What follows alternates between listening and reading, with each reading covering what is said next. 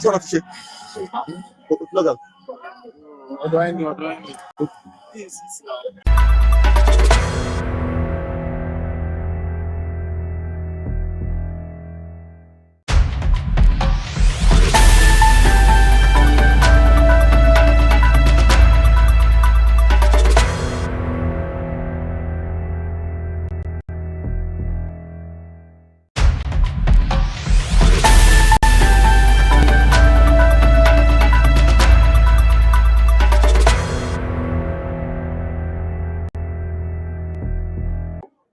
Nigeria has gone into darkness.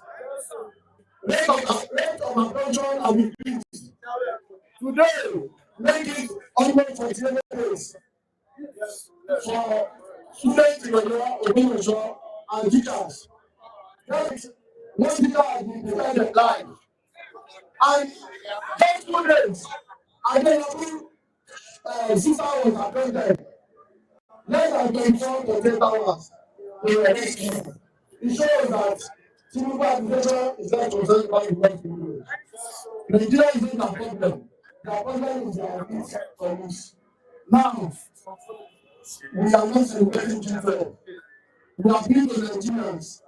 Let us unite. Let us organize and let us struggle. If we fight, we win. If we fight, we win. If we fight, we win. Freedom coming by struggle. Freedom come by struggle. By struggle. Freedom coming by struggle. Freedom come by struggle. By struggle. Freedom come. We can continue on. Alex for what they should. Set up a human decision. Nigeria people, I'm a conscious Nigeria people. I'm going to get a lot of the I'm not the greatest Nigeria people. I'm conscious Nigeria people.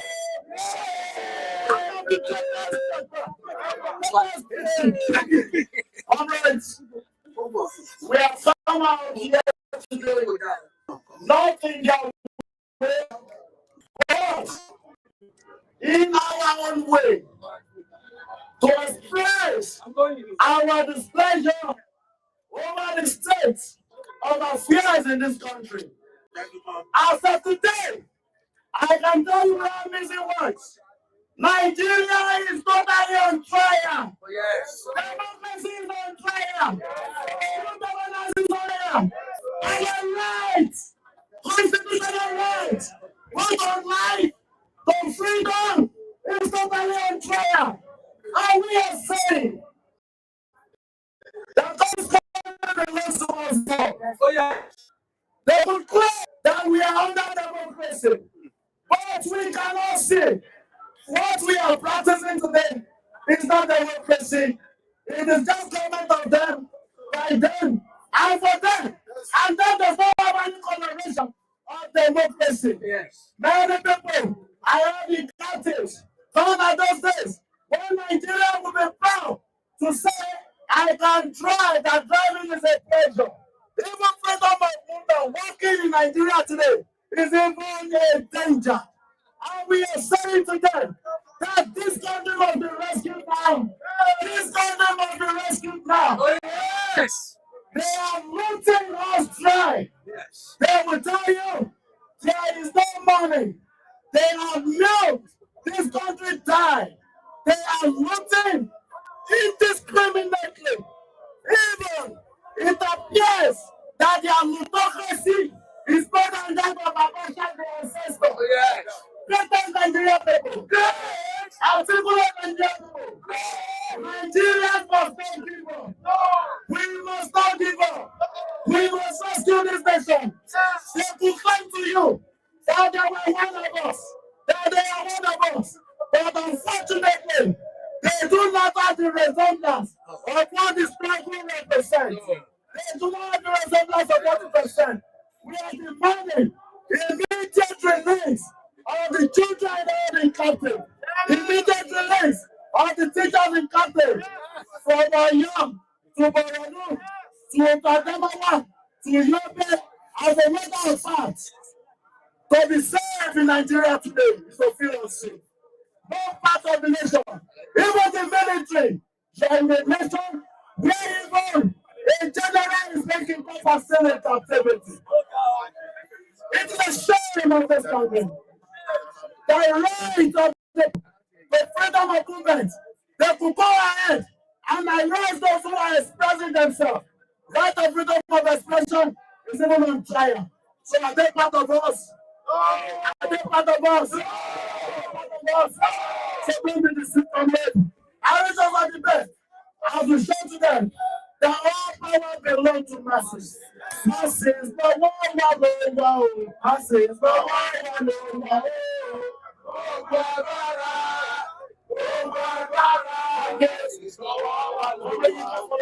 The national president, committee for the defense of human rights, CDHR. My right is my right. My right is my right. CDHR. God bless you. Nigeria people. How are you, sir?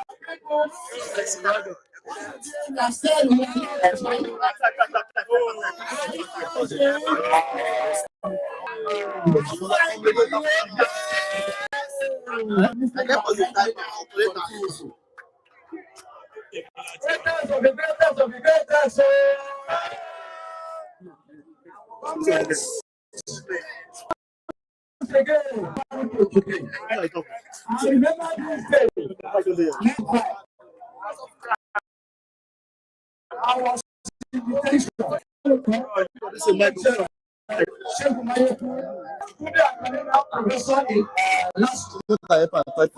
I forget. After 27 years of democratic dispensation, have we achieved democracy? That to speak.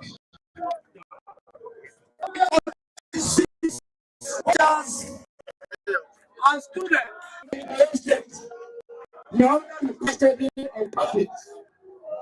This give this.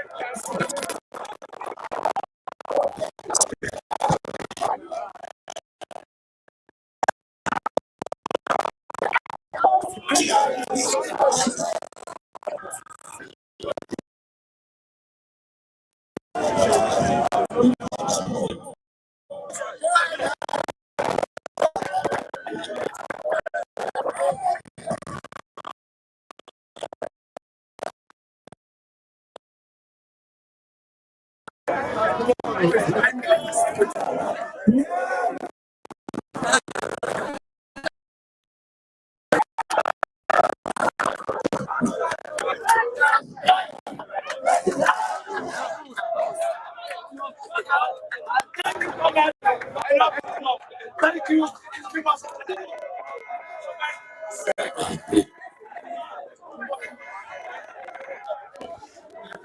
My name is Everybody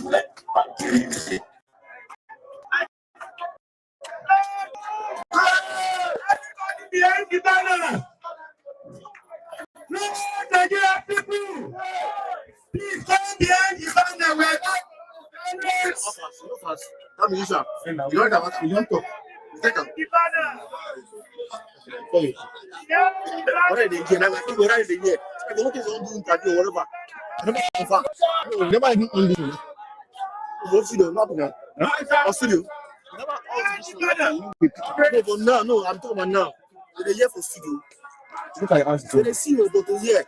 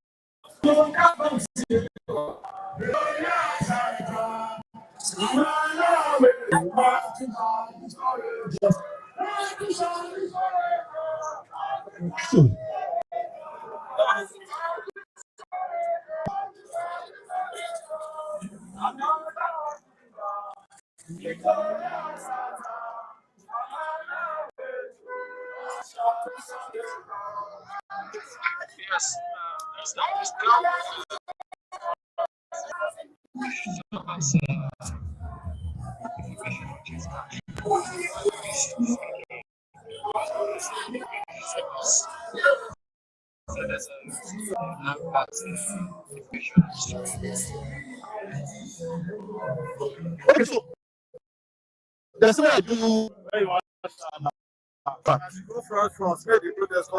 But they hear you. They don't hear you. They say they hear. I'm missing less outside.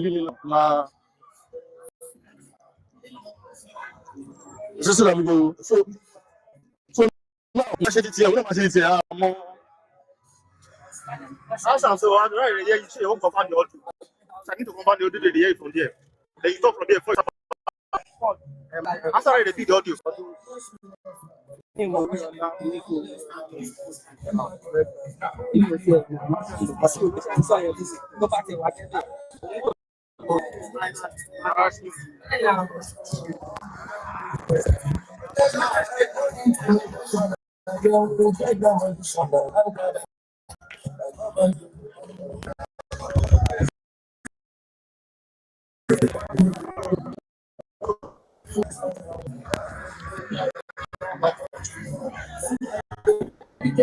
The sound is okay.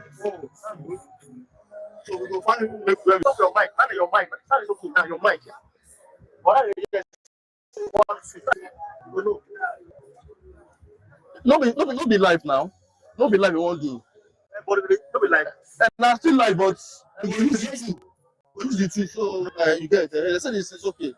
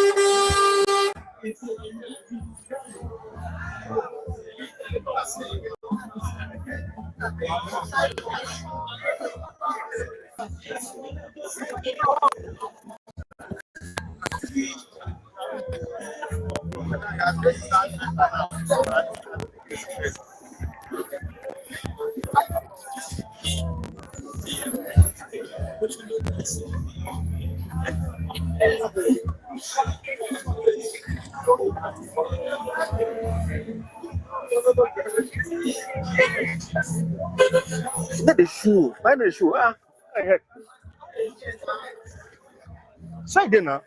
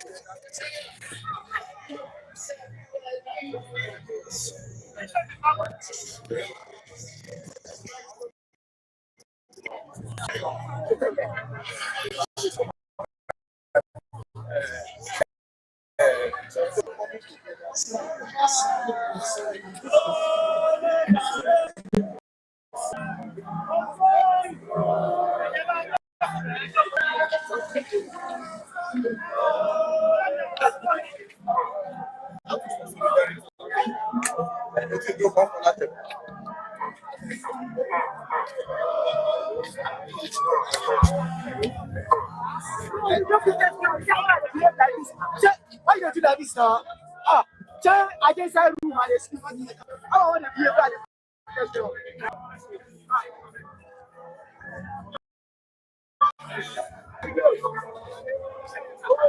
I'm sorry.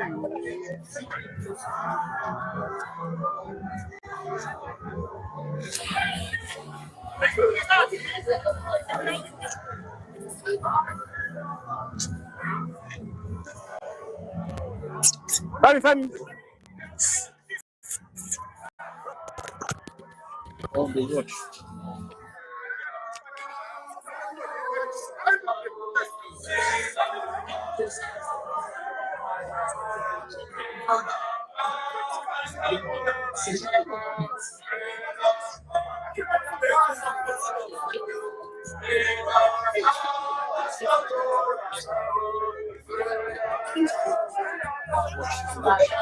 What you doing?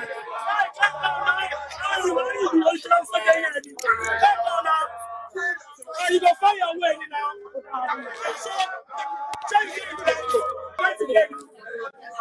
Go find your way. Go find your way now. Hey, very slow. I'm gonna continue. Just change your protest.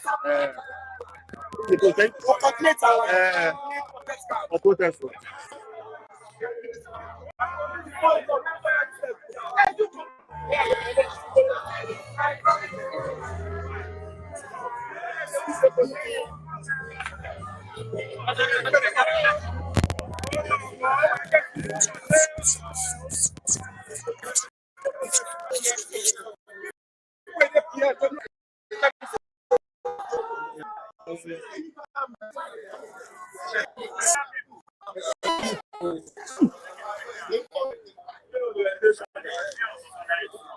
Oh, yeah,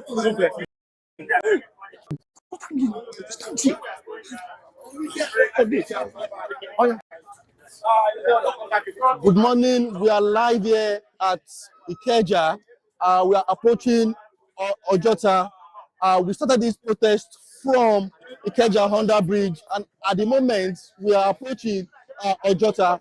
The back movement protesters are behind me, and they've been asking few questions. Top of the list is give us good governance. The second is they want good leadership, and the most they are asking is give us, release the 35 pupils abducted in Oyo State, release the 7 teachers that have been abducted in Oyo State. These are the questions they have been asking since 7 a.m. that we got here. The atmosphere is calm but tense. The environment is heavily guarded.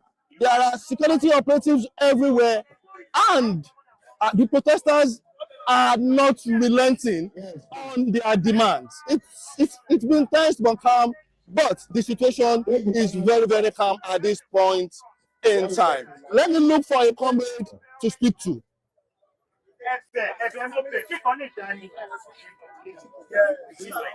You got life now. Your banner will be captured, no problem. We need to work properly. Are you talking for? I thought for a few minutes. Just 3 seconds. Okay. I have with me one of the comrades of the Take It Back movement. Okay. So kindly introduce yourself and tell us why you are here. I am Please, Democratic Socialist Movement, SN.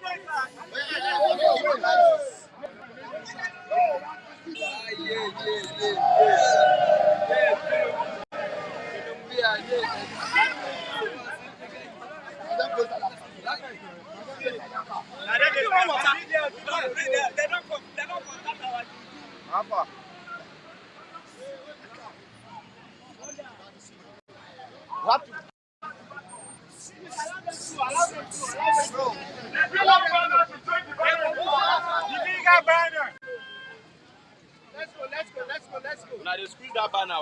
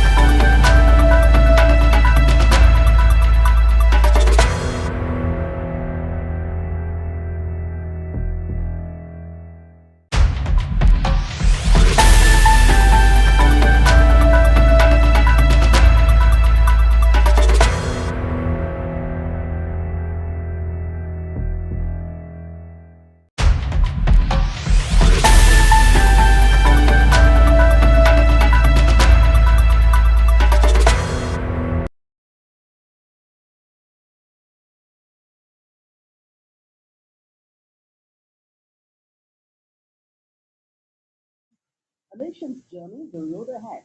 My name is Abibola Adibika. Here is my colleague.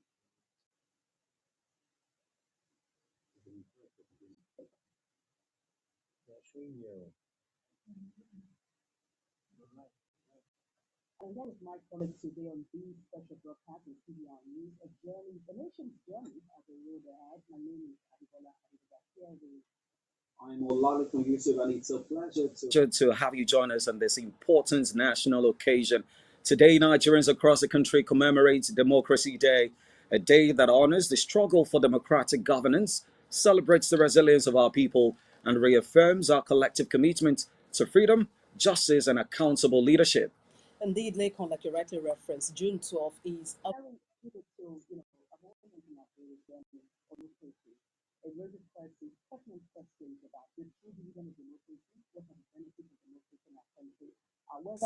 Today, in 2018, the Nigerian presidency or the Nigerian government officially said June 12th is officially the Democracy Day, beating down the May 29 Democracy Day celebration.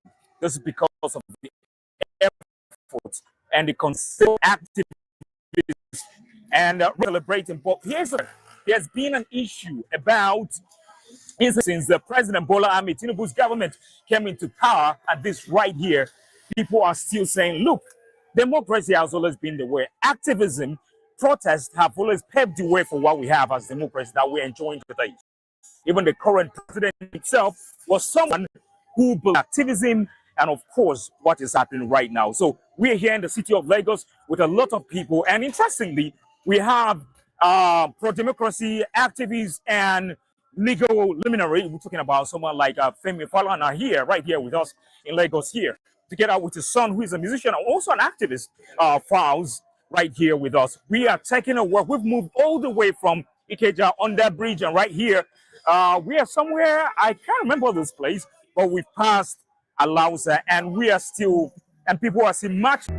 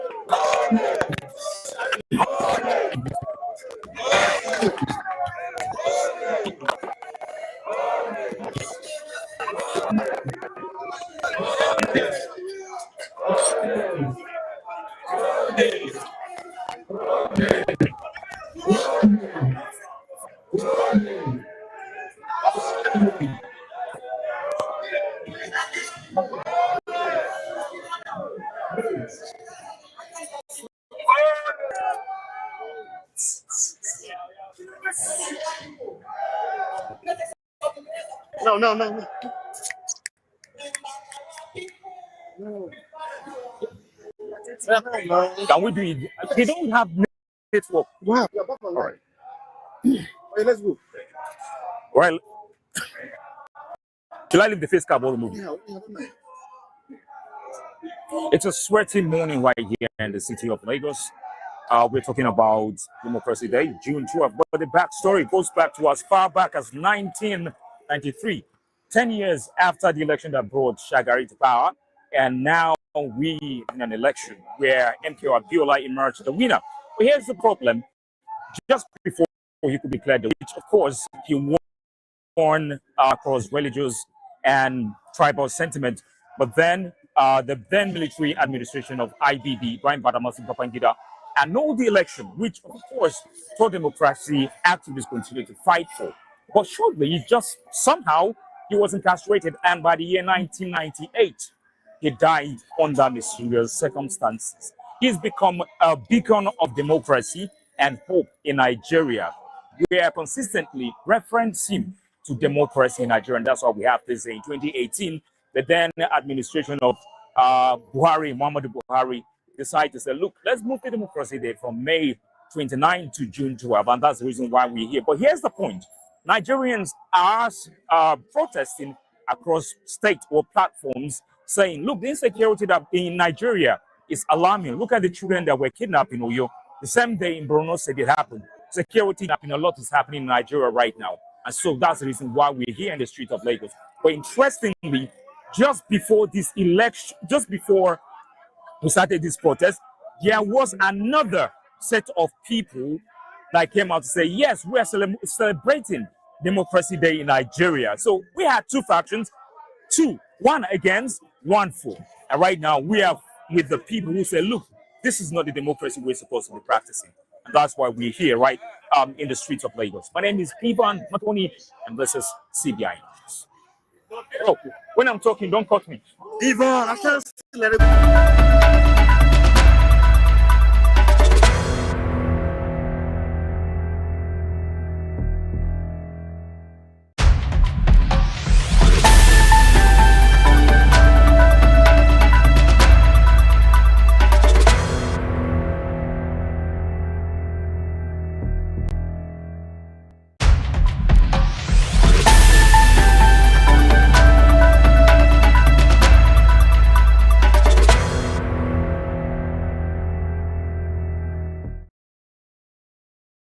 News special broadcast, a nation's journey on the road ahead. My name is Adibola Adedugba here with my colleague.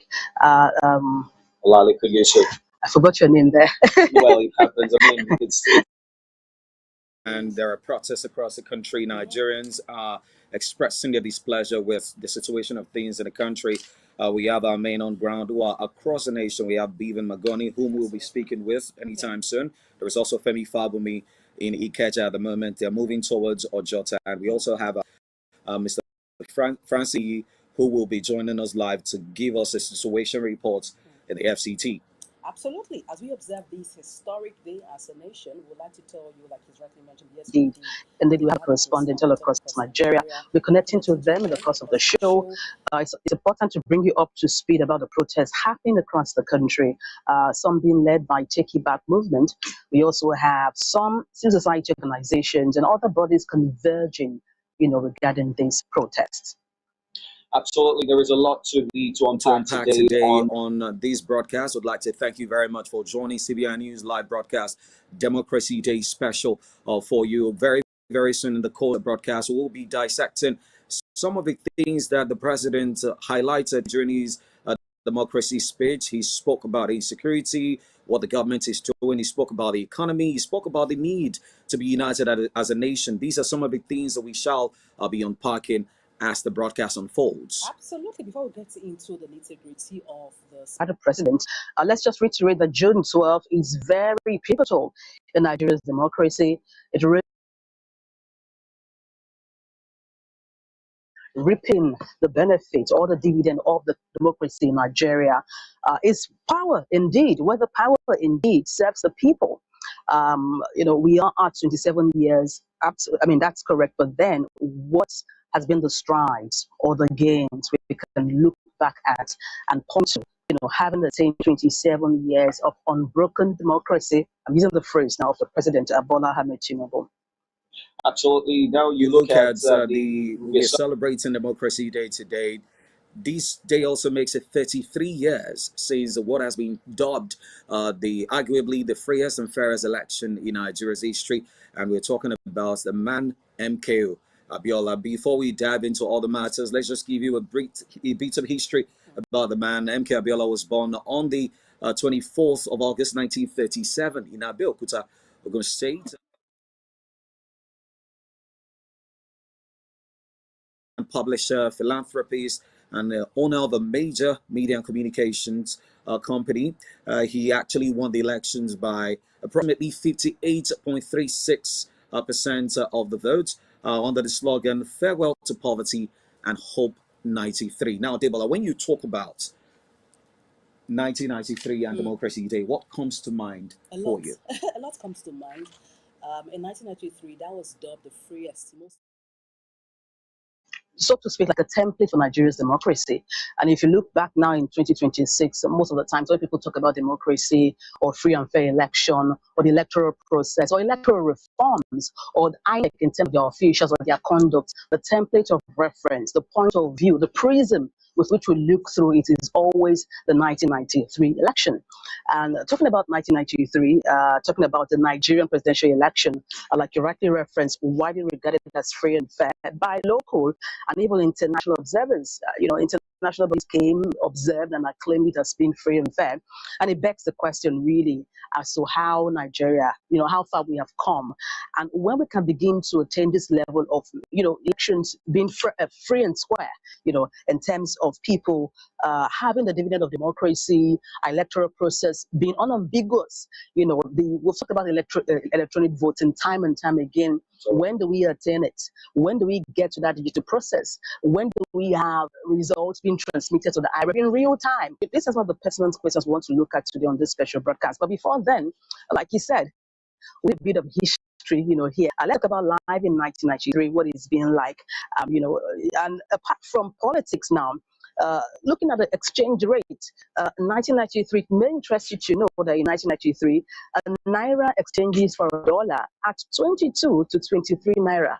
I'm imagining what class or what you were in 1993. Now, the interesting thing about this is if a dollar to Naira was 22 Naira, 23 Naira, do you know that back in 1993, there were those people who were still lamenting that the situation was bad.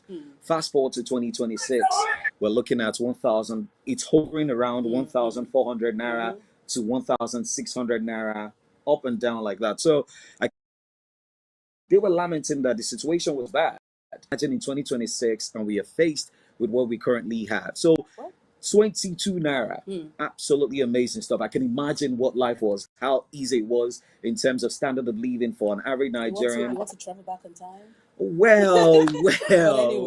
Anyway, and then beyond that, some favorite things you may recall as back then in terms of broadcasting in Nigeria. You can't rule away NTA. Absolutely. Back then, and then they had that is the holy grail of broadcast in Nigeria. And then I recall back then would always run and stay tuned to popular soap operas. Back then on the NTA, you had soap operas like sitcoms like Cockroach Dawn. You had Mirror in the Sun. You had imported. I think there was one telenovela also. Will You Be Mine or something like that? I think it was much more earlier. No, okay. It was much more towards the late 1990s and then the early new millennium.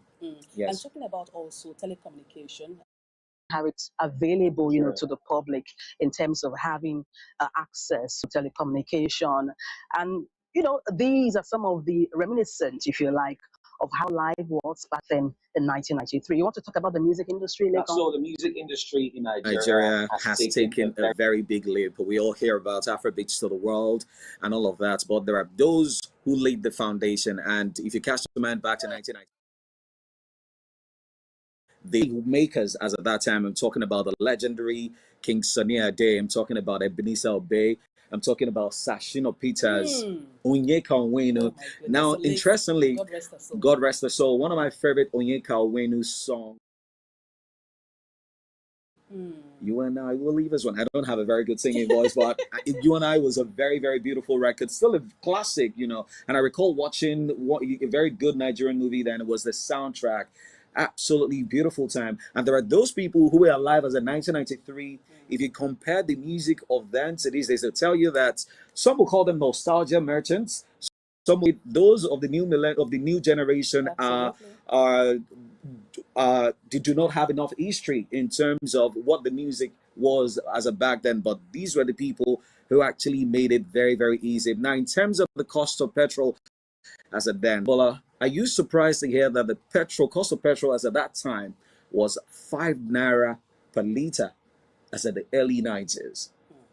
It's just amazing what a far cry, it is in terms of how things are. to be and where they are at in terms of the cost of living, the rising cost of living, inflation rates skyrocketing, headline inflation skyrocketing, the unemployment rate, and then talking about insecurity, which we're going to get into, the details, much more in the course of the show. Because really, it's a time for questioning. It's a wake-up call for us all in terms of our democracy and where we are. You referenced the song of late Onyeka when we're talking about you and I, and how apt or how appropriate is that title in terms of how we tear each other down in terms of insecurity when it comes to banditry and kidnapping. I mean, that song is very, very apt in these times we're living in, with a mindset, that sense of unity, sense of unison we should have, understanding the next person and yourself should live as one. Because, hey, Nigeria, whether you like it or not, is a secular state. We must learn to codepend or tolerate one another. Absolutely, and if you compare quality in terms of depth of music that we had back in the day to now, it's a far cry. But then, big ups to those who are doing the job in a very big way. I think Debola wants to talk about where we were. Where were we as in 1993 in terms of sports? Well, in terms of sport, you want to look at the era was sort of making a big wave, the golden era for Nigeria. We had a national team, and that's the Nigerian national football team. They qualified for the 1994 FIFA World Cup, their first ever World Cup appearance. What a scene of joy, if you like. And then, like you mentioned, talking about politics, we had a particular voting system back then where you had the image of your candidates displayed in front of you.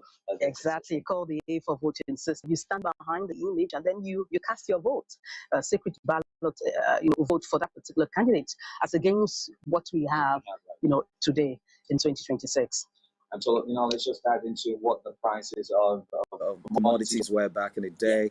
Now, I will interest you to know that you could afford a loaf of bread if you had between 2 to 5 naira. As in 1993, how much does a loaf of bread cost now? We're looking at 1,500, 2,000 naira. Depends on quality, though. Exactly. Yes. So then we also had a bottle of soft drink that you could buy a bottle of soft drink for as low as less than 2 naira from back then. Wow. All right, I'm going to be joining our correspondents on the streets of Lagos at this point. Absolutely. We need to hear from them. We told you earlier that we have a protest going on across the country at the moment. So we'll be joining our correspondent who's on the streets of Lagos to tell us the situation of things in Lagos. Good morning.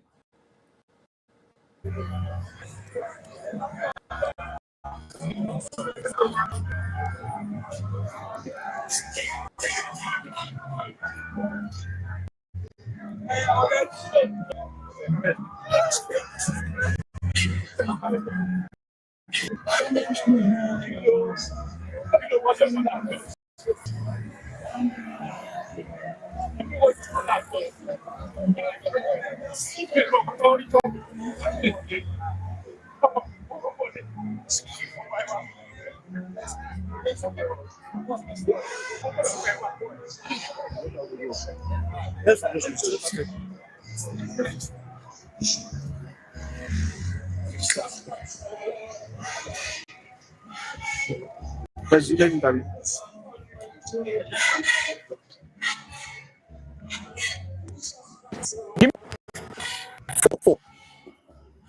Eh?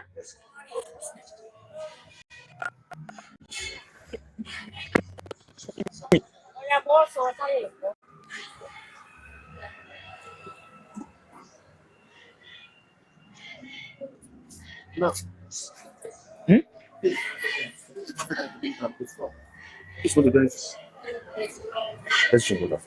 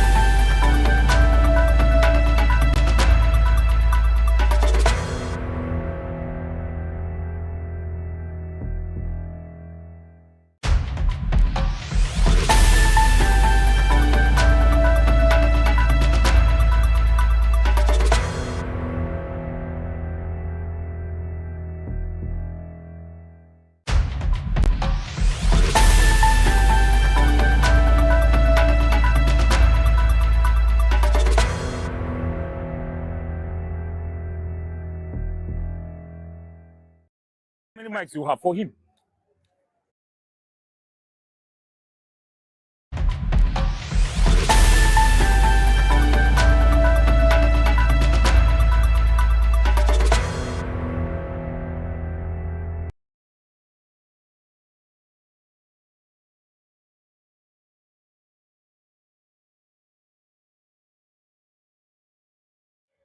All right, bro. Good morning. Morning, sir. Yeah, can you tell us your name and what you're wearing? Why are you using this? Because it's symbolic to the NSAS protest. My name is Madawuche Valentine. They call me Cruz Niger on social media. Right. The reason why I'm wearing this green, white, green stained with blood is that Nigeria is bleeding today. As we are speaking now, today is supposed to be Democracy Day, but there is no day without security. Number of school children are in the bush currently as we speak. In Edo State, the DSS that track ordinary Nigeria because of making ordinary posts are the ones coming to inform government that bandits are coming on mass adoption. Therefore, they need to close school. Instead of taking action against the bandits, they are informing people to close school for bandits to. So this thing is getting out of hand. If it is policies that they are using our lives for, you don't want it. In this country, under Tinubu regime, they are the bandits, the terrorists more than the citizen. It is unfair. You will be inside your house. If you don't want to go outside, they will still come inside your house and pick you. Our life is no longer protected. This country, we need to do something. We need to do something as people before they will finish us. Because our government, they don't care. They don't care about us again. Nigeria is bloody. So, what do you think people should do against 2027 election? I mean, the election is about the corner. What do you think people should do? Nigerians, if these people are not ready to treat us as people, let Nigerians come out and say no to election. Because people that we elect to represent us are not fighting us, are not killing us, are not importing terrorists to kill us. This is a terrorist. These people are the Akpabio Wike, Senate President of Nigeria, Inspector General of Police. All of them, they want terrorizing this country. So Nigeria, if these people cannot protect us, go to election 2027, we can do it. Thank you so much. Have a great you have a great day. Have A great day. Have a great time. okay. Thank you.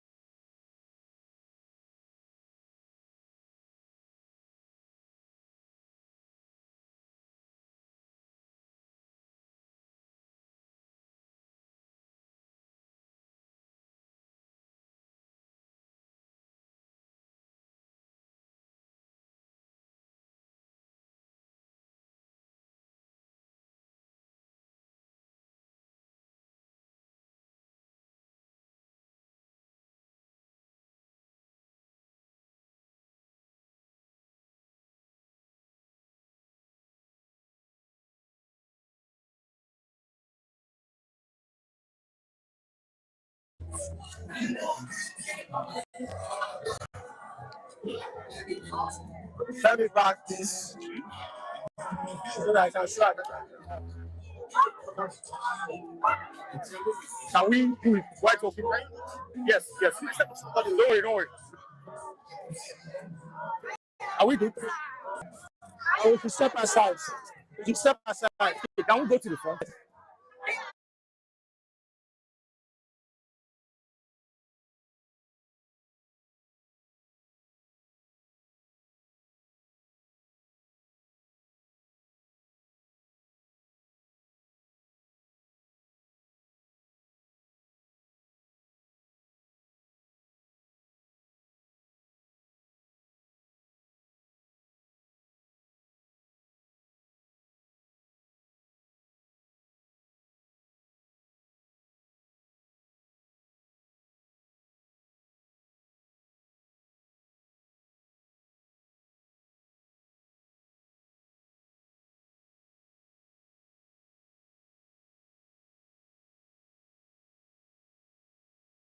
This protest on Democracy Day.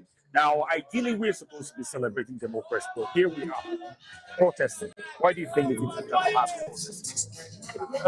Well,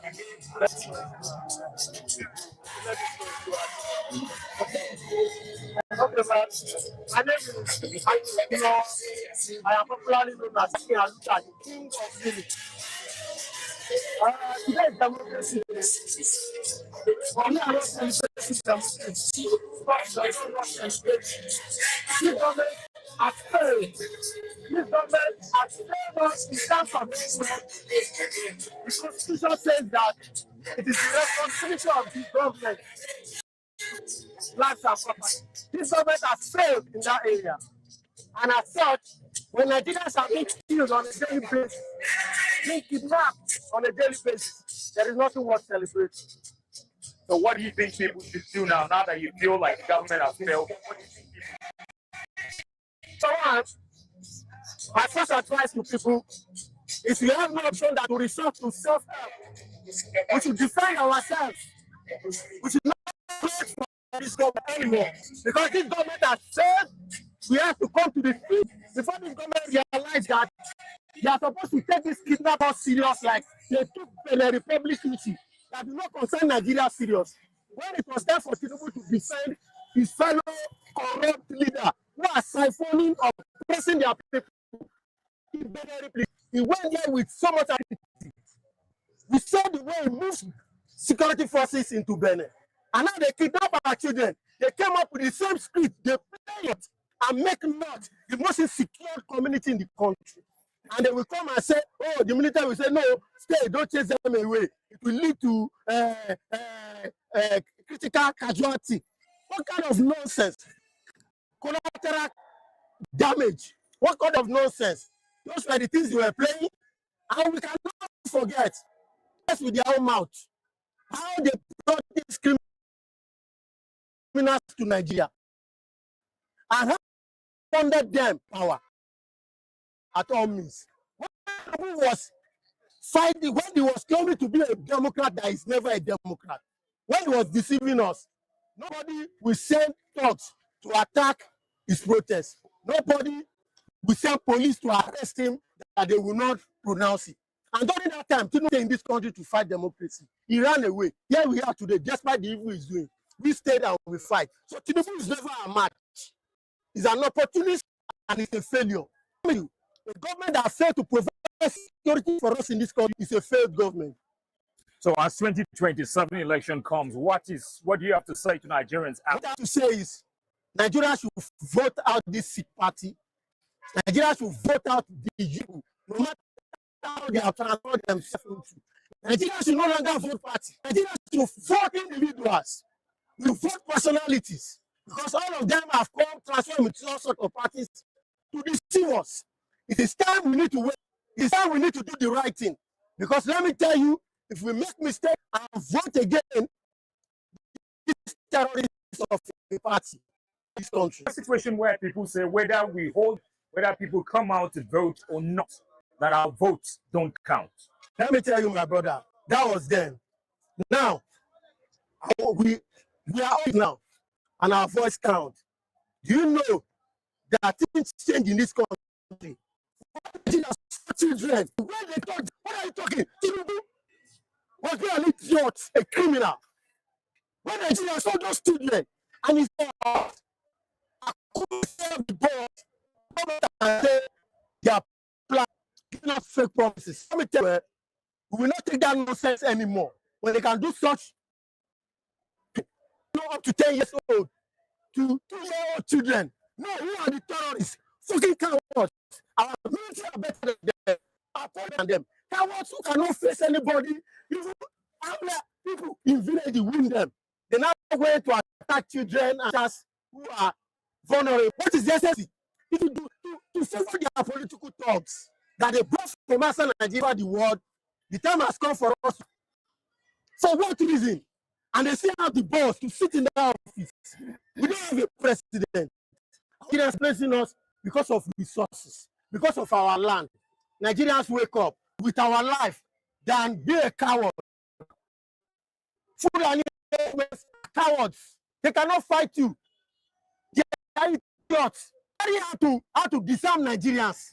During that time, after Jonathan left, they realized that Fulani Esme could not succeed. So they have to come and disarm. If you remember, they disarmed a lot of people in this. They spent months to these people, and they did not disarm these terrorists. So they now came to AK-47. Not a fear they got. He's not a good president. He's a president. And President Nigeria, what would you do differently? Number one, to serve Nigeria. Right now.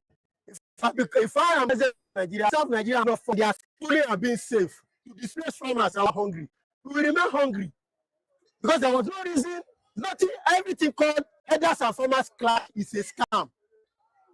It's a scam to protect their boys they put in the forest. So, fellow Nigerians, more than rhetorics, the time for us to hold this government accountable for all the evil it has done. Since Buhari has done evil, and they must account for all of them. Even those who have left the government, who are sick, I feel it is high time for us to rise and protect ourselves. And protect. Thank you so much for your Well done, bro.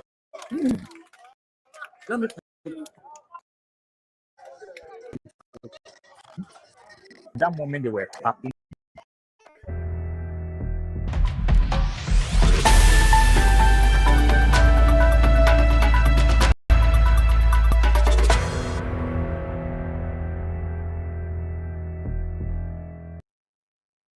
Where the protest is supposed to start, or celebration around democracy is supposed to be happening, but nothing is happening here. Everybody's just going behind the brass square, having their exercise, their morning exercise. And a few persons say the same thing. They continue to say that democracy in Nigeria is not well practiced, that there is nothing to celebrate today, Democracy Day, and there is nothing to look forward. They are completely not happy with the present administration. And we went further to ask, why are there no protests in the states while it's happening in places like Lagos and in Abuja? Answers we got from one of the residents said that the common Igbo man now. This country, some of you are complaining about this country, yet you don't have a voter's card. Some people went ahead to form a counter protest. When you see there this morning, they were listening and jubilating, supporting the current. Okay, lastly, do you think this will achieve its purpose? See, let me tell you something. There's a saying, it starts by the steps, right? We just have to do something. If we don't do something, we will. If you may think this protest will not achieve the purpose, then eventually not because of you. It is because of those people sitting down at home. If you can join us, I'm telling you, sir, this is how we started the EndSARS protest. And yet, people die, but it achieved this purpose. If we can stand a united voice, if we can stand up united as a one body, I'm telling you, sir, this will achieve its purpose. We don't want APC again in power. Enough. They are treating us like pawns, like animals. Thank you. See, it is giving 3 hours a victim. Okay, thank you. Thank you. Thank you so much. Come out, Nigerians. Come out and protest.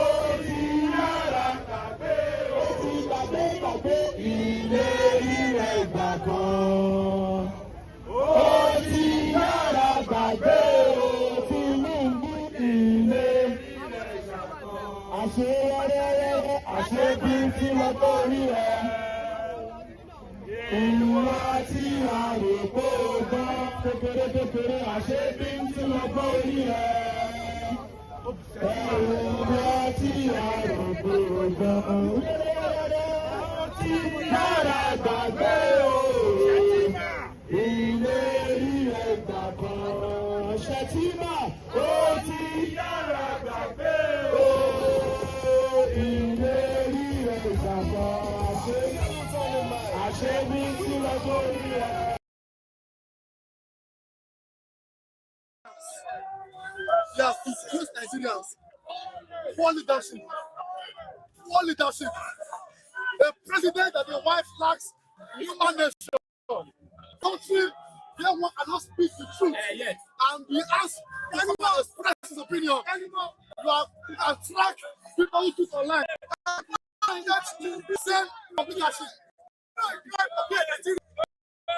If you are in Nigeria, what are they doing? What do you do? It's a shame. And it's not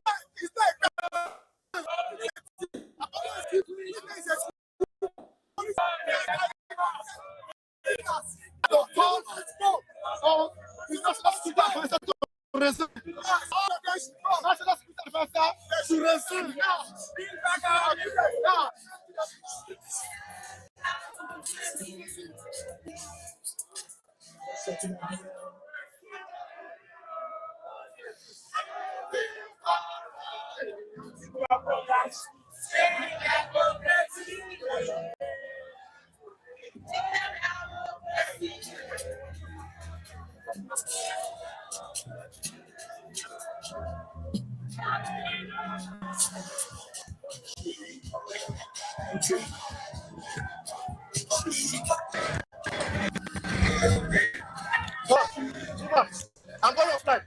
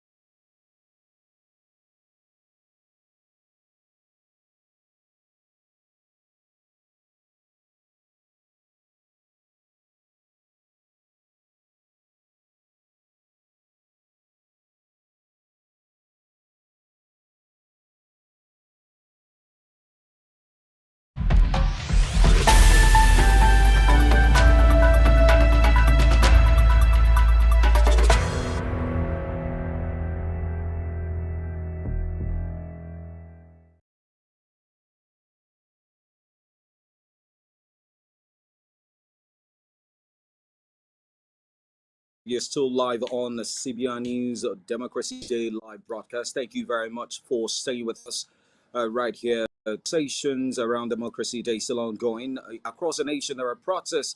There is the Take It Back movement, and there is also the civil society organizations across Nigeria. We've seen visuals from Abuja. We've seen visuals from Enugu State. Also, Lagos is agog with lots of protests in different parts of the states. Now, the President Bola Ahmed Tinubu granted a Democracy Day speech earlier today, and would just like to run through some of the highlights. Now, Debola, what were some of the points that caught your attention the most in terms of the presidential speech that we heard earlier today?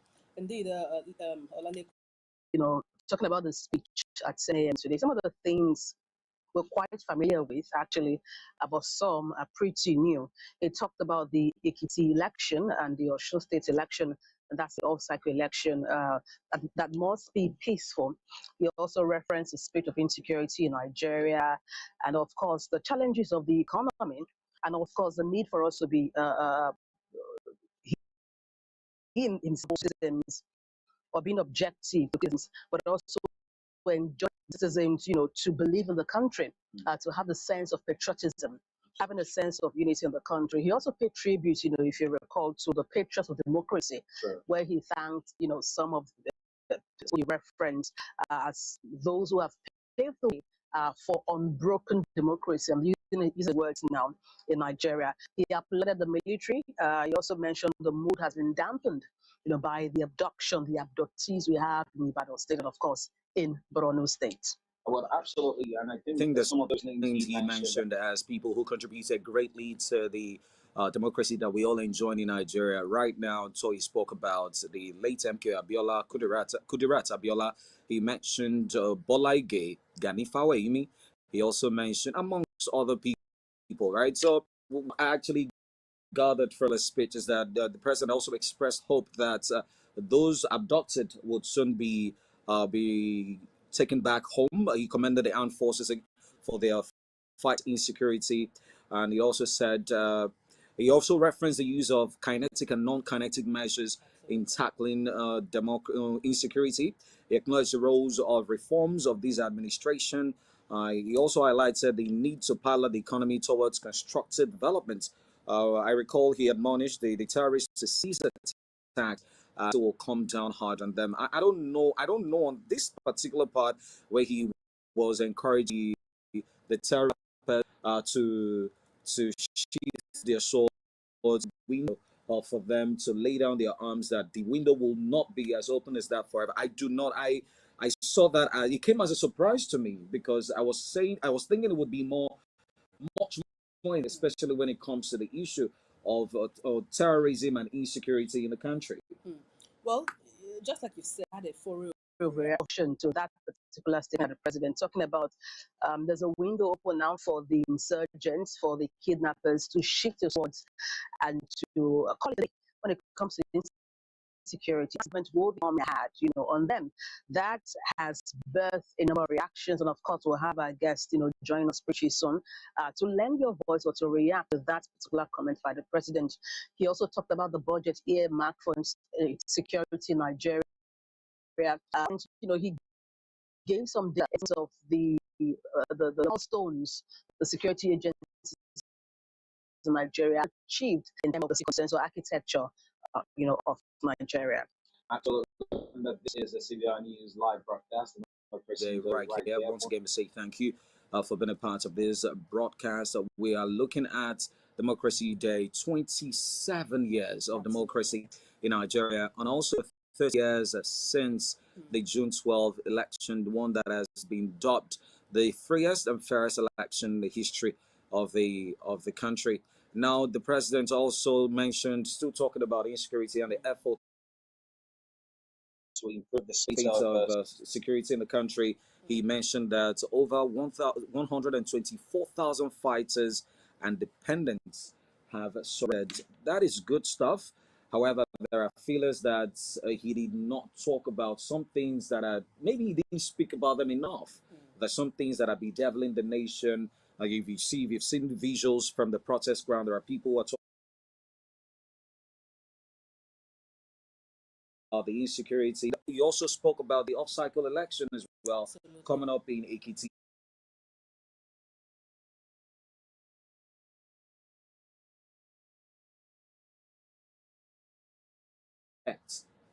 The general elections. Indeed, and then talking about, some persons have clamored. Looking at the insecurity in Nigeria, the space of insecurity in Nigeria, where security is at this point in time, where you're having abduction in different parts of the country, you're having terrorist attacks and pockets of violence here and there in different regions of the country. People have clamored for state police time and time.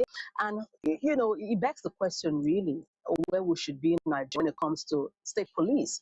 I would think state police, should be approved as a way of beefing up, our security in the country. I do understand some people on the other side of the divide think we need to also check the use of the policemen when sometimes they are being usurped or they are being cornered by authorities when it comes to the governors, in a particular state, to be their own personal security, detail or architecture. But then maybe we need to look more in terms of the dynamics or logistics when it comes to the state, because hey, if you have a police in a particular state, they know the people more as compared to the federal level. They know those people, they can be more accountable to them, they can check who comes in and out of a state. And then maybe we need to also bring for police reform. I know we have spoken about it time and again for the police, like, what's the salary even to start with of the police force? Because you may think they don't match up, but they really do match up. What motivation do we have for the police force? Recall the other day, there was a particular post that went viral on social media about the meal being offered to those in military, the living or accommodation being provided for the members of the armed forces. And even though that person was clamped down on and then told to leave, the armed forces, the question still goes to what kind of welfare do we have, either for the police force or even for the military? Because these are the people who were sent to the battlefront to fight insurgents, to fight insecurity. So I think that would form part of having today as a way of solving the insecurity of Nigeria, our dear nation. Absolutely, Debola. There's a part of it that you mentioned that I'm particularly interested in, where you mentioned the issue of welfare of the armed forces, and also talking about state police. Now, I wanted to add something there. I believe that if you are going to endorse state police, you're not going to have someone come from another state, someone who does not understand the ins and outs of a particular state. Say, for example, you're not expected to bring a man who has lived the vast majority of his life in the eastern part of the country to come be, say, commissioner of police in Lagos State, right? So it will not work. So it is important to act people. There are square pegs and square holes, Absolutely. right? It is important to actually have people who understand the terrain. The nooks and crannies of a state, put them in the right positions, right?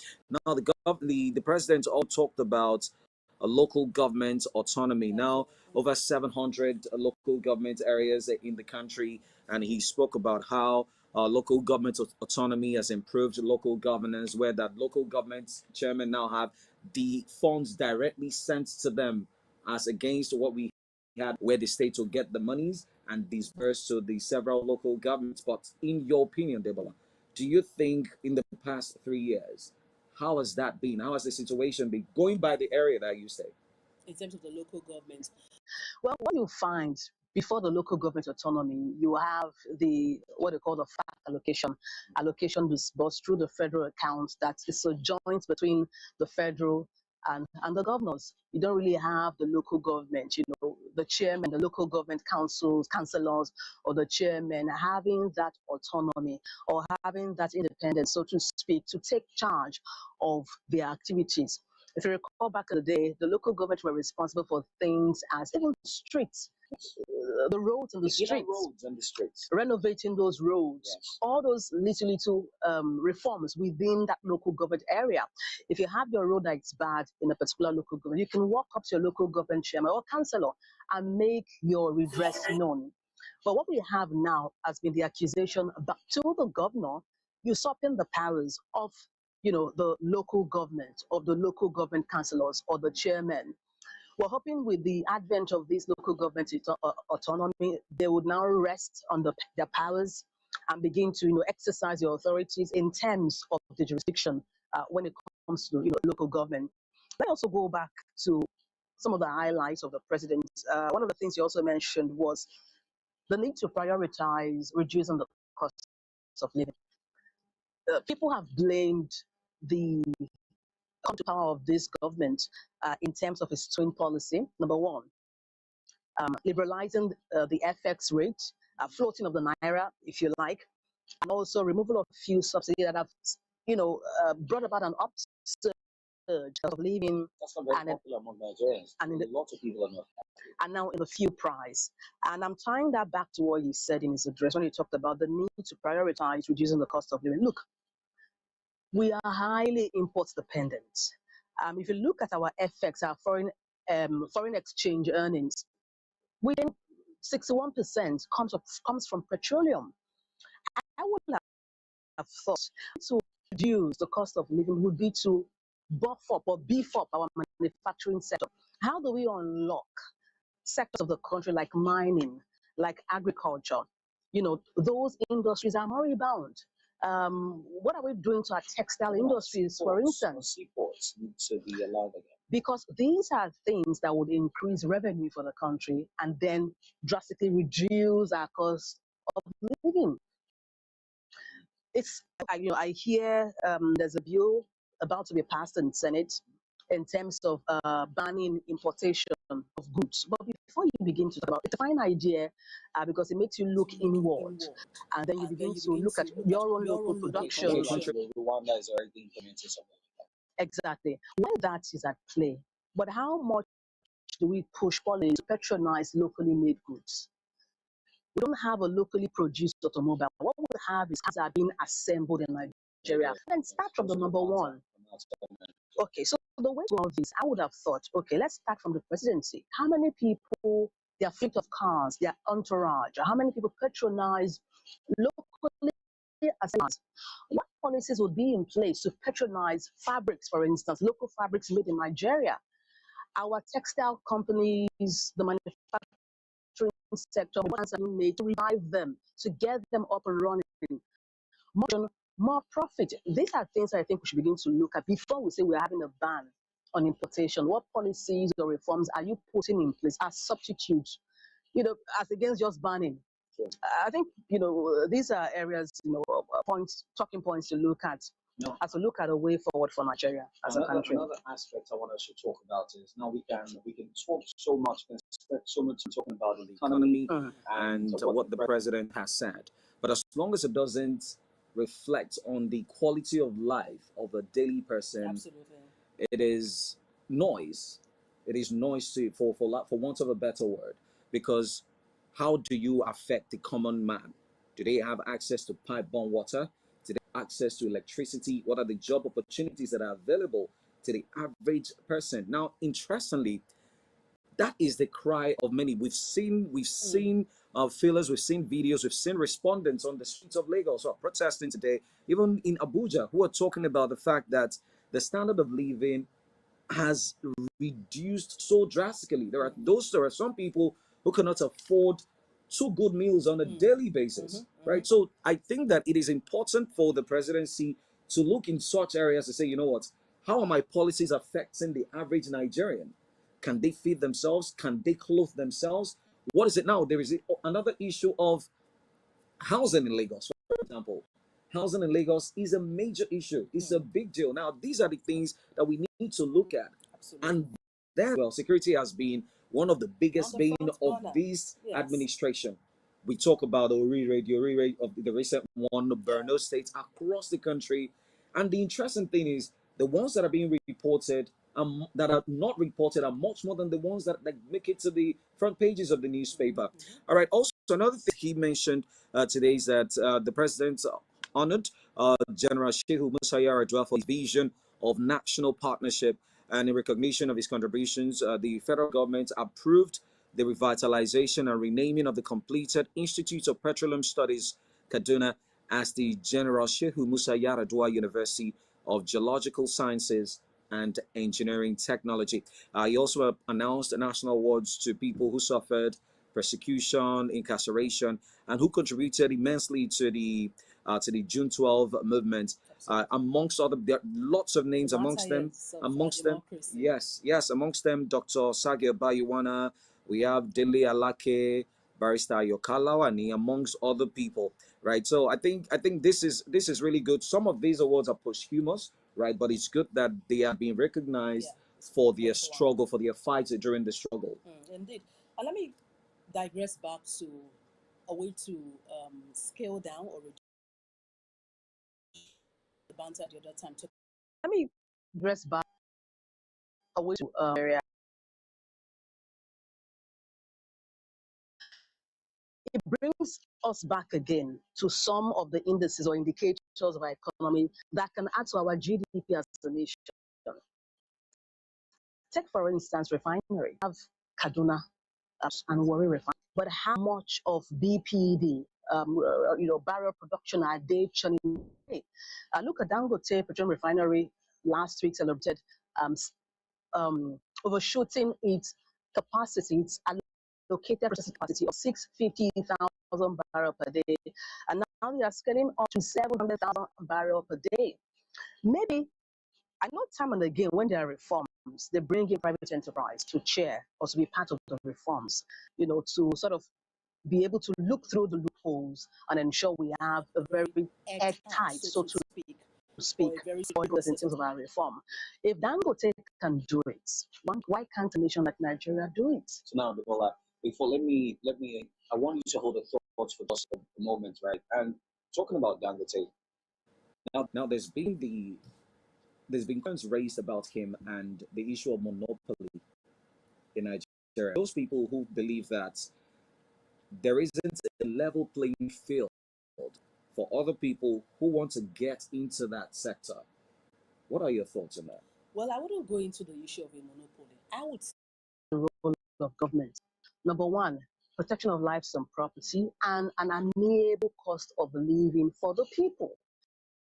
I rate Dangote in terms of what he's been able to achieve as an individual, Yes. but the government has more capacity. I feel, if anything, you should be an encourage government to look into their processes. Yes, sometimes you have ghost workers.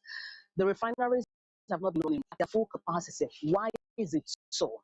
Is it a problem of technology? Do we have a problem of manpower? Is it a problem of resources? I'm saying that to say, or is it a problem of political will? What really is bedeviling our refineries that we cannot churn out production? We are one of the, we are, in fact, the largest producers of crude oil in Africa. What am I saying? Why have we not been able to translate that to produce more, to drop down? And petroleum controls everything. Once the price of fuel goes up, it affects transportation, it affects the prices of goods and services, it affects practically everything. So why can't we, just like this businessman, why can't we? And if you recall, he expressed he was in terms of setting up that refinery. He also talked about how difficult it was for him to get crude oil and how he was, those are allegations, I understand, how he was maligned, sidelined in terms of getting crude oil to refine. I think that maybe we need to look inward as a country. In the 1960s, Nigeria used to be the second largest exporter of cocoa. What happened to finished products? Do you understand what I'm trying to say? So beyond we having all of these raw materials, what happened to exporting finished products from our cocoa? Can't we begin to export them as finished products? We have sorghum, we have cotton, all of these things, all of this raw material we have. Really, we need to look inward. If it's a problem of people sabotaging the system, if you need a square peg is it a case of political will? These are things to look at, and in terms of how we can move from where we are as a country economically and where we need to be. Absolutely, and another interesting part of the president's speech speaks to one a lot of Nigerians are passionate about. Now, for so long, a lot of people will lament the situation of now, yeah. So he mentioned the Electricity Act and reforms that will transform power supply. Now, this feels like something we've heard over time. So guys, it's always Abuja is live and there's quoted. I don't understand.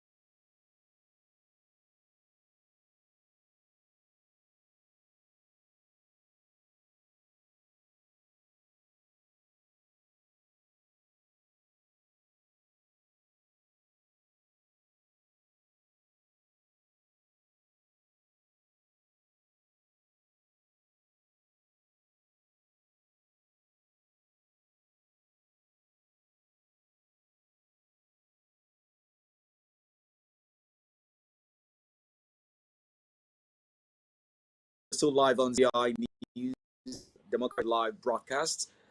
So we're having conversations.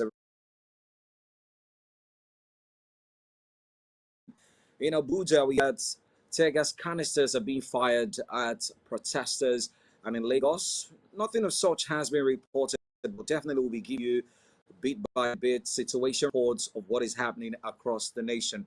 Now, Debola, is it possible for us to have protests in Nigeria, in this country, without tear gas canisters being fired at protesters? Can we have a seamless, can we ever have a seamless protest in this country? Well, it goes back to police force as a body in terms of their etiquette, in terms of their modality. Ordinary citizen. We talked before now about police reform. This is something to look at in terms of the conduct. I don't look when it comes to police-citizen relationship. It's all over the world. I was watching an international station the other time, and the person was brutal. The policeman was brutal with the suspect he had, and the end of the story was that he shot the suspect. So I think for that, in terms of Nigeria, it draws back, or it comes back again. When it comes to protests, like people are agitating or clamoring for a particular reform, or maybe reducing the cost of living in Nigeria, how should the police force accompany these people, the ordinary citizens? What should be the conduct of the policemen in the case of protests? It goes back again to how we want to reform our police force. Maybe we need to have a reorientation for them, that they need to understand that, look, these are citizens. You don't have to open fire at every point in time. These are, people just seeking redress. People just venting their frustration in terms of how things have turned out to be in Nigeria. So maybe there needs to be a kind of reorientation for our police force, that they know when to draw the line in terms of pulling the trigger or not. Well, I agree with you. The thing I want to say is I believe that the process seems flawed in terms of, I believe that I don't, sometimes you see the conduct of some of these men on the highway, and you wonder, were these people trained? What was the recruitment process like?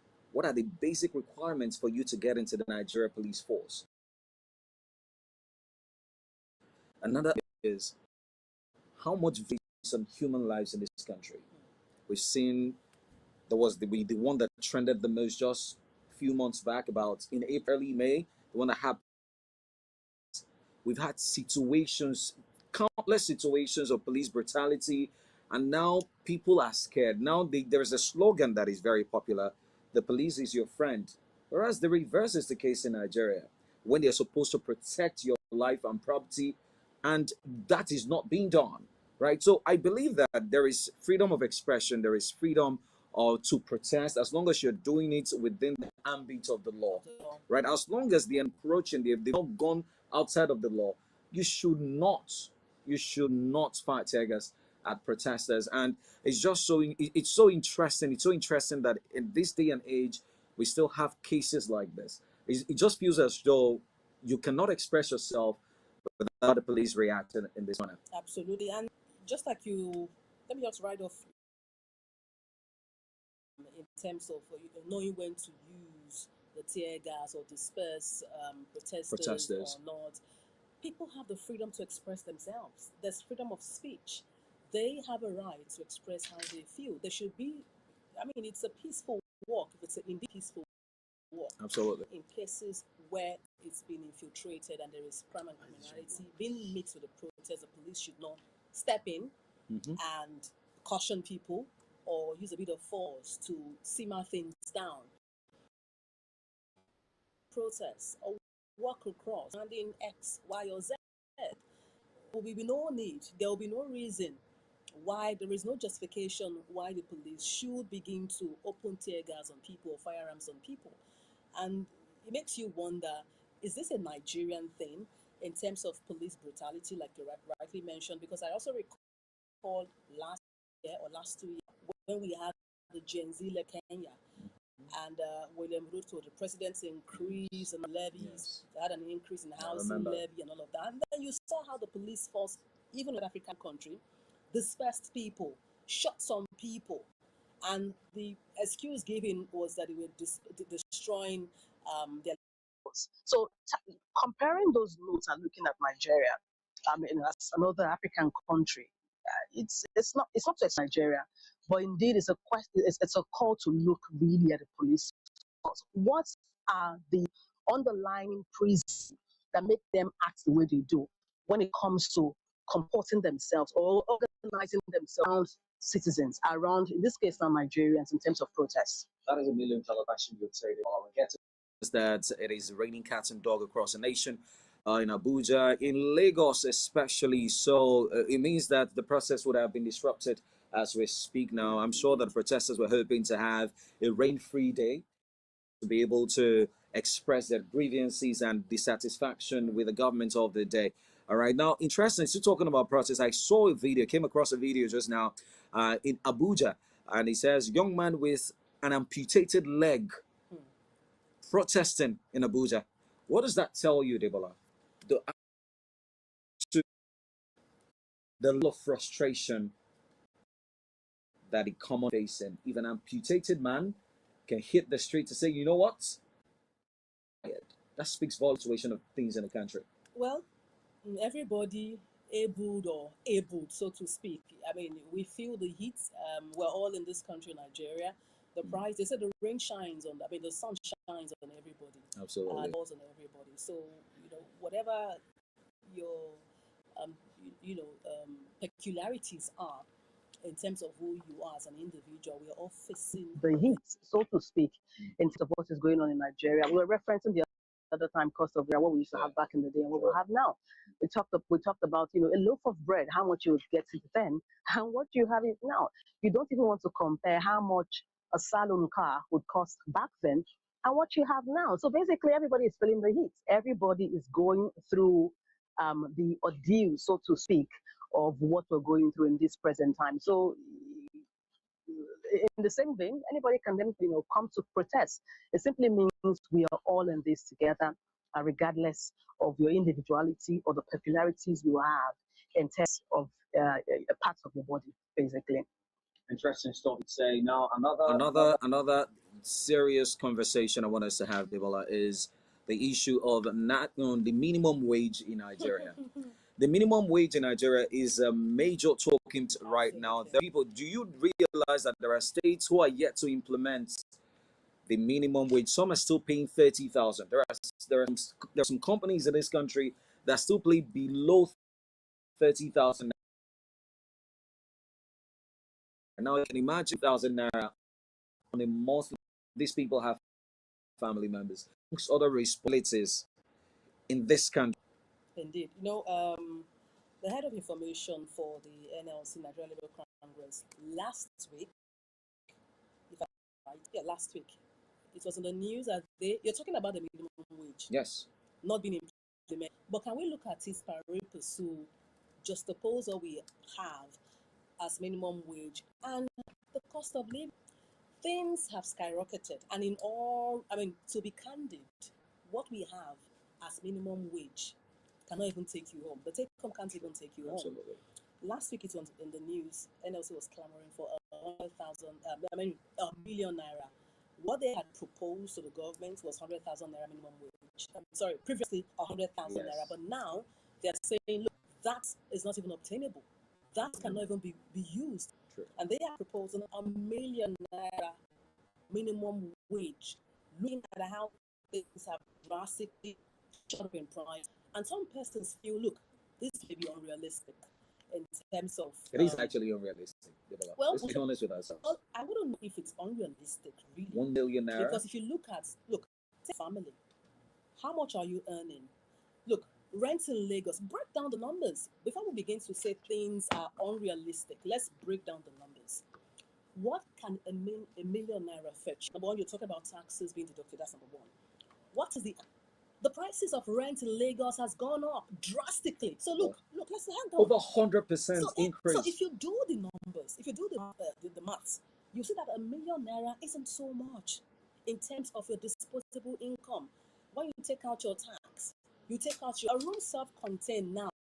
When it comes to Lagos, and even not the highbrow areas of Lagos State, area on the mainland, a decent area on the mainland, a room contained that used to go for less than around 300,000 naira. Now, as of 2026, is going for a million naira. A million naira. You now go back to the prices of goods and services. You go back to the price of petroleum, and that tells you by the time you do the numbers and down even the million naira, you're left with, little or nothing. Well, that is the reality right now. We will be joining Abuja in a matter of minutes, but this is still the CBI News Democracy Day live broadcast. And with me right here, my name is Olaliko, by the way, and I have with me. All right, so the minimum wage issue is a very, very big one, but also let me bring you a report from Port Harcourt. Right, the usual protest meeting point at the Federal Secretariat, Port Harcourt Aba Expressway. Normal activities going on in Port Harcourt despite the early hours heavy downpour. Although the roads were flooded, there is traffic flow with no protest or public demonstration taking place in the area. Now, part of the points the president made was about the 2027 elections. Looking ahead, yes, there are off-cycle elections, in this year in Ekiti and Osun states respectively. We're also looking forward to the 2027 general elections. There are lots of questions right now being asked as to the level of preparedness of the electoral umpire. I'm talking about INEC right now. I'm getting fellas that we have to join our correspondents in Lagos State at the moment. So let us go to the streets of Lagos. Let us feel the polls. What are the protesters saying at the moment? Back after this.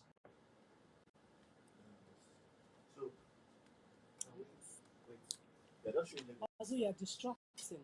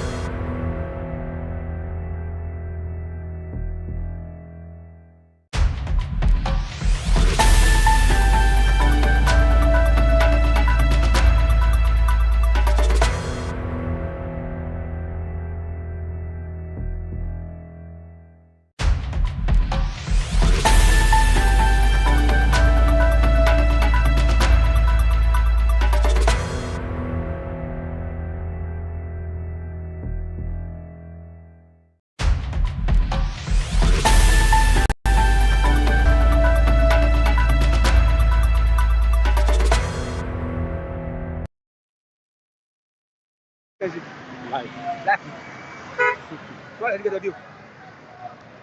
Yeah, I mean,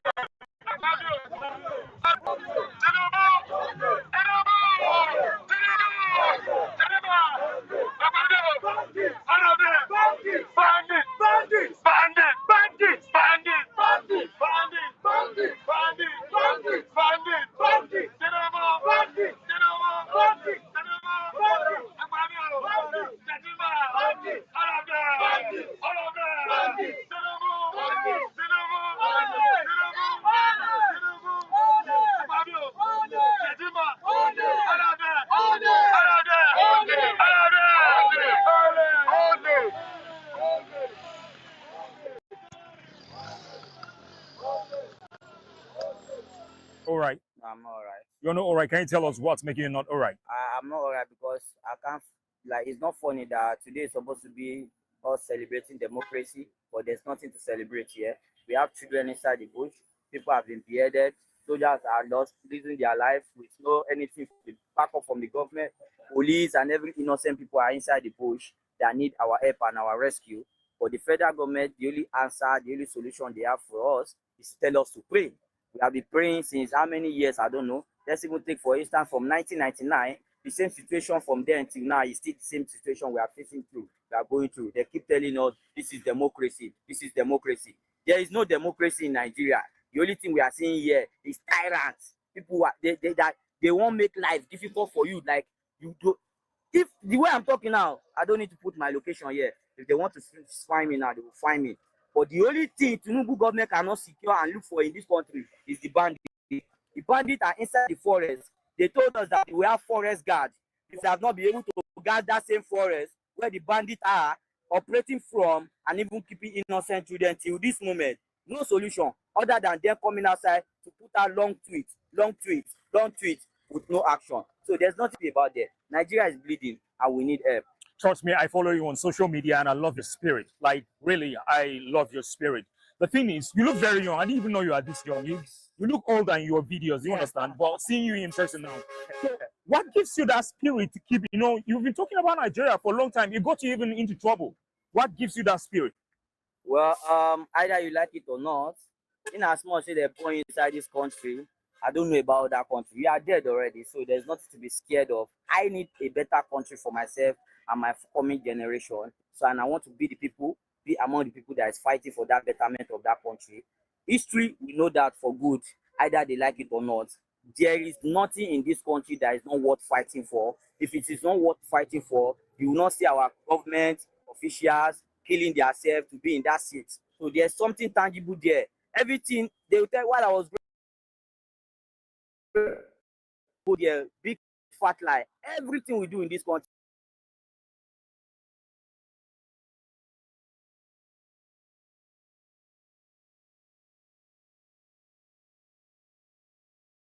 we keep shouting, we keep making moves, and we keep telling this federal government that enough is enough. They will not change anything. All right, Diopa, this question is for you. Today is supposed to be a celebration, right? And it is paradoxical that we are having the opposite of celebration. We are seeing people protesting. What do you think about it? Why do you think people will have to go into the streets to protest? All right, thank you very much. My central take and standpoint would be that there is nothing worth celebrating in Nigeria right now. Our flag is stained with blood all over, and that people in their going out and coming in live in fear, right? Even in our homes, we are not able to sleep with eyes closed. For an instance, in time of insecurity of this magnitude and level, Tinubu is still having his helicopter flying around, moving around our airspace and campaigning for himself. He hasn't granted speeches, and if he were to come out to speak, he would tell us, go and pray. Did Adele Abu's family members pray before they got rescued in 4 days? The rest of the more than those forest, not in for the person of them, but the two in Borno, fighting for peace, all within the space of 2 weeks. It doesn't make any sense. Because the average Nigerian and some of us is very obvious now. Have 2 degrees. Yes, we're able to fight things. Now, our demands are very clear. Feet are stamped, momentum is gathered, our speeches are established, our trajectory is simplified. And this is it. If you can give us good governance, give us security. If you can grant security, then you should resign. Tinubu should resign, UK should resign.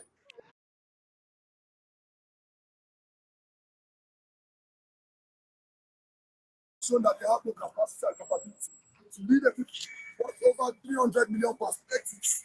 Right? Now, let's even water it down. 100 million Nigerians are living in multidimensional poverty. Above 1 million Nigerians. It makes no sense because from the last census we have, the census for a country like Nigeria and Nigeria, and in the last 20 years, not been able to have census, population measurements. So how they able to lead the people who don't have time about it. It means that for as much governments and of course political parties we have, they've shown clearly that they are incapable, they are incapacitated. It's that simple. Okay, so I'm also thinking 2027 is by the corner. Do you think the voices of the people count? Let's start with you. The voices of the people count if we are not divided. I would like to tell you, who you are voting for, your party you are, it does not have to divide us. What we are after, one common goal, is to end bad government and make sure that we end insecurity in this country. So whoever it is you choose to vote for, it is your choice and it's your fundamental right. What you need to be aware of that, whoever you are voting for, you must be ready to defend that vote. Because if you are not ready to defend that vote, it does not count. All right. Okay. vote of people, not to the democratic sovereignty, should count. That is what we do. But what we have so far is just figureheads. Figurehead results are very released. I'm not sponsoring or projecting political apathy. I'm just saying, when you come out to vote, yes, your voice counts, your voice matters. Defend your vote. It is in the place of defending your vote that your vote actually counts. If you don't defend it, if you allow these guys have total handling and complete influence over your vote, it will count. And this is it. Come out in your numbers. Your voice actually does count. Your vote can count only when you come out to defend that vote. Okay, let me he has something to say.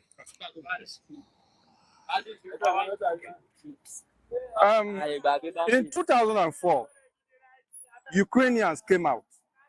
And when they came out, they voted a candidate and stood by. And at the end of the day, the candidate they voted for was set aside.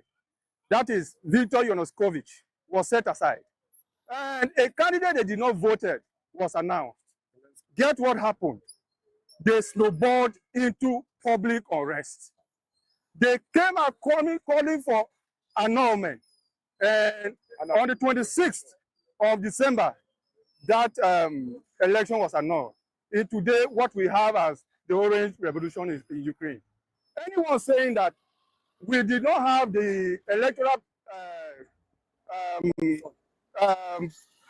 act that we want, that we should stay home because we do not have that, the person is simply undermining the power of the people. What I will add is that our consciousness overtumbles anything. And what we should do is to march out and march out straight.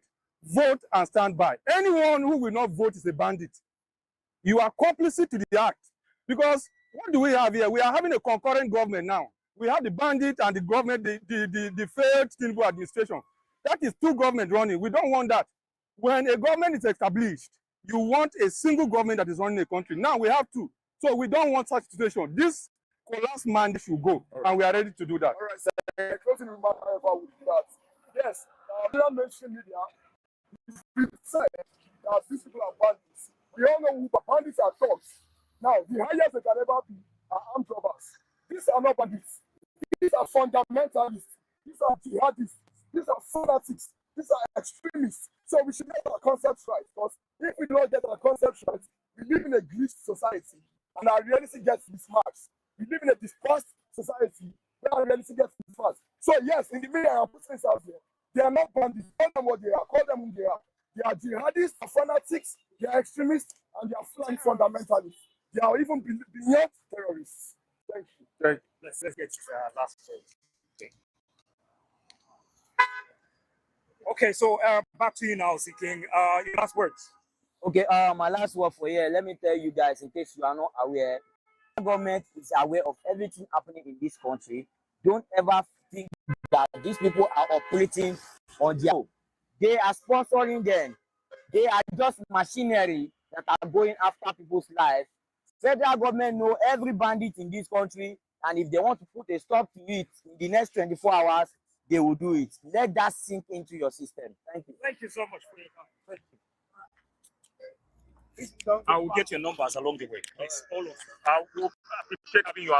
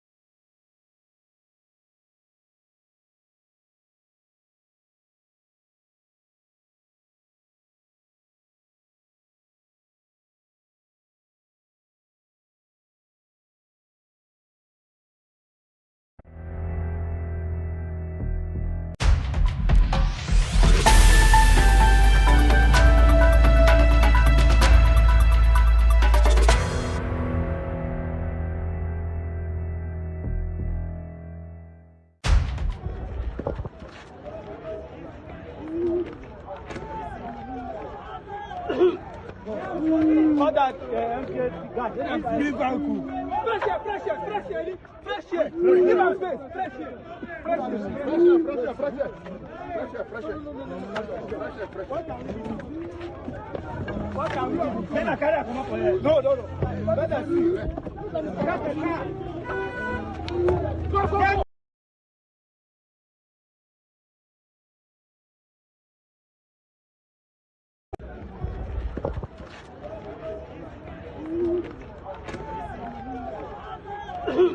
All that MKC guy. Leave uncle. Fresh air. Give us space. Fresh air.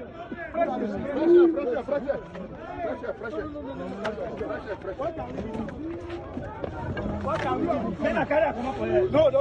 Let us see.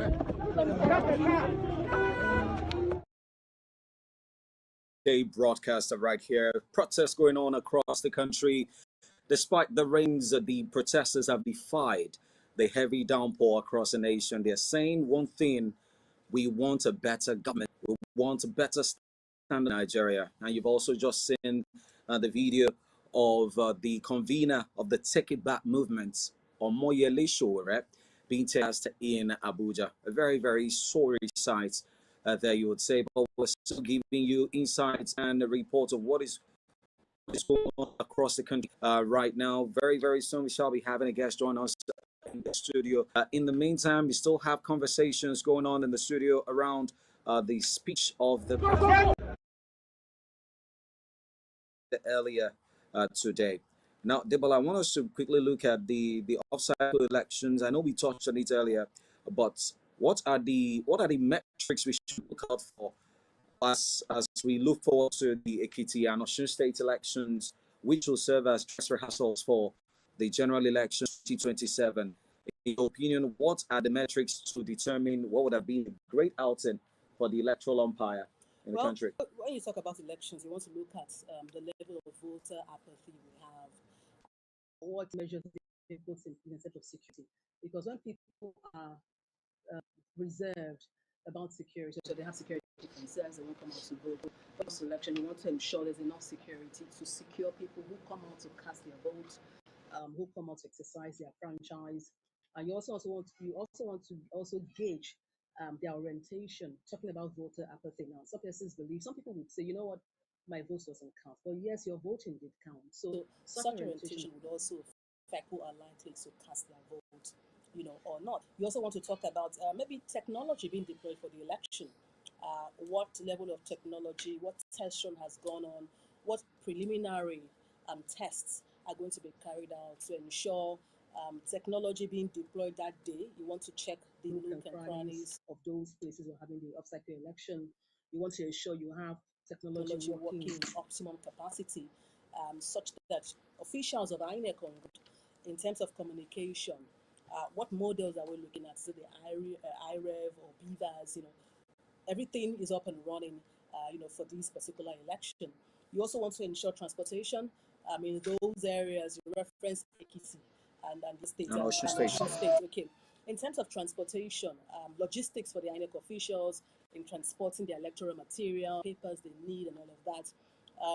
Smooth transportation for them, either a day ahead or even that same day of the election, in terms of transporting themselves to those polling units, so to speak, for the election. So these are, and then you also want to look at some what they call flats when it comes to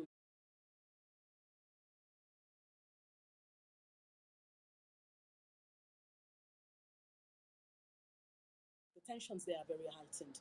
So you want to ensure those flashpoints, those red spots, you beef up enough security just to quell any cases of protest or violence or conflict that may arise.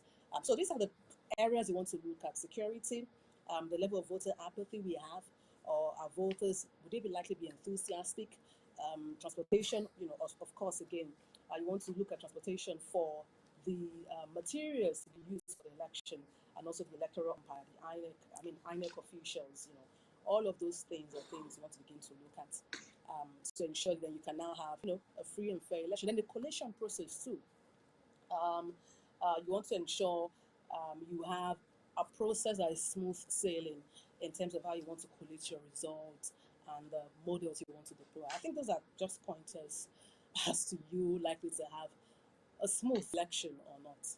All right, so just to add to that there is the issue of, when talking about voter apathy in Nigeria, there is also the belief that a lot of electorates believe that their votes do not count, and there is also the issue of vote in the country. However, I'd like to let you know that your vote definitely counts. Like we just saw a video not too long ago where one of the protesters made mention of the fact that irrespective of your affiliations, irrespective of your political affiliations. It is imperative that you go to the polls, you ensure that you get involved in the voting process, because you cannot want a better country without getting involved in the electioneering process. Absolutely. And regardless of where we are or where we are as a nation in terms of people having displeasure, in terms of how things have panned out over the last couple of years, when you look through the different sectors of the country, whether it's security, whether it's petroleum, regarding, people have different misgivings or concerns in terms of the performance of these governments. And what's better way for you to make your opinion known or count is to go out there and vote. That's one way to make it. You have to be an active participant in the electoral process of Nigeria. It's not enough to just fold your hands and then say, hey, you throw up your hand and then you don't take a decision. The way to show concern, the way to register your voice is to go out and vote. And then cast your vote. All right, just to add to this, Nigeria recorded one of its lowest voter turnouts in 2023, despite having over 93 million registered voters. Now, this is a huge concern. It should be a huge concern for the electoral umpire. And these and many more we shall be discussing when our guest joins us much later. We will take a breather right now. Just keep it locked right here. It is still CBI News Democracy Day broadcast. Keep it locked.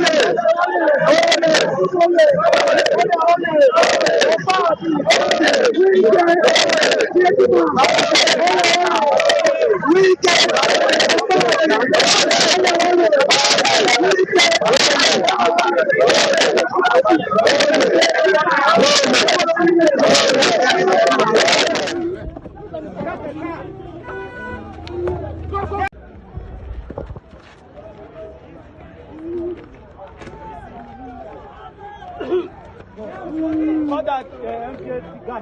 Leave uncle. Fresh air. Give us space. Fresh air.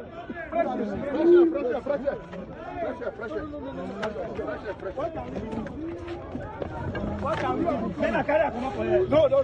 Let us see. Go.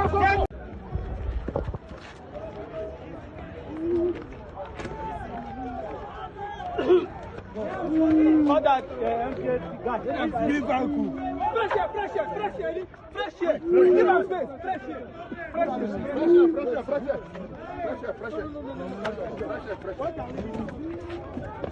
What can we do? Then I carry come up for here. No. Let us see. Go.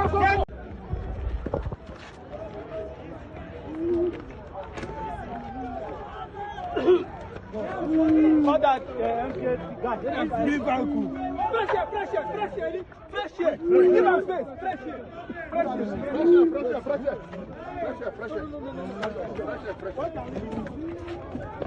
What can we do? Then I carry come up for here. No. Ìwọ tí a rò kó gbọ́n pé àṣẹ́bí tí wọ́n gbórí ẹ̀. Ìwọ tí a rò ó tún ti gbàgbé ó ti yára gbàgbé ó ti gbàgbé ìlérí rẹ̀ ìgbà kan. Ó ti yára gbàgbé ó ti mú ìlérí rẹ̀ ìgbà kan. Àṣebí tí wọ́n gbórí ẹ̀. Ìwọ tí a rò kó gbọ́n kékeré àṣebí tí wọ́n gbórí ẹ̀. Ìwọ tí a rò kó gbọ́n tí yára gbàgbé o. Ìlérí rẹ̀ gbà kan. Ṣètìmá ó ti yára gbàgbé o. Ìlérí rẹ̀ gbà kan. Àṣebí tí wọ́n gbórí ẹ̀. Ìwọ tí a rò kó gbọ́n pé àṣebí tí wọ́n gbórí ẹ̀. Ìwọ tí a rò ó tún ti gbàgbé ó ti yára gbàgbé ó ti gbàgbé ìlérí rẹ̀ gbà kan. Ó ti yára gbàgbé ó ti mú ìlérí rẹ̀ gbà kan. Àṣebí tí wọ́n gbórí ẹ̀. Ìwọ tí a rò kó gbọ́n kékeré àṣebí tí wọ́n gbórí ẹ̀. Ìwọ tí a rò kó gbọ́n tí yára gbàgbé o. Ìlérí rẹ̀ gbà kan. Ṣètìmá ó ti yára gbàgbé o. Ìlérí rẹ̀ gbà kan. Àṣebí tí wọ́n gbórí ẹ̀.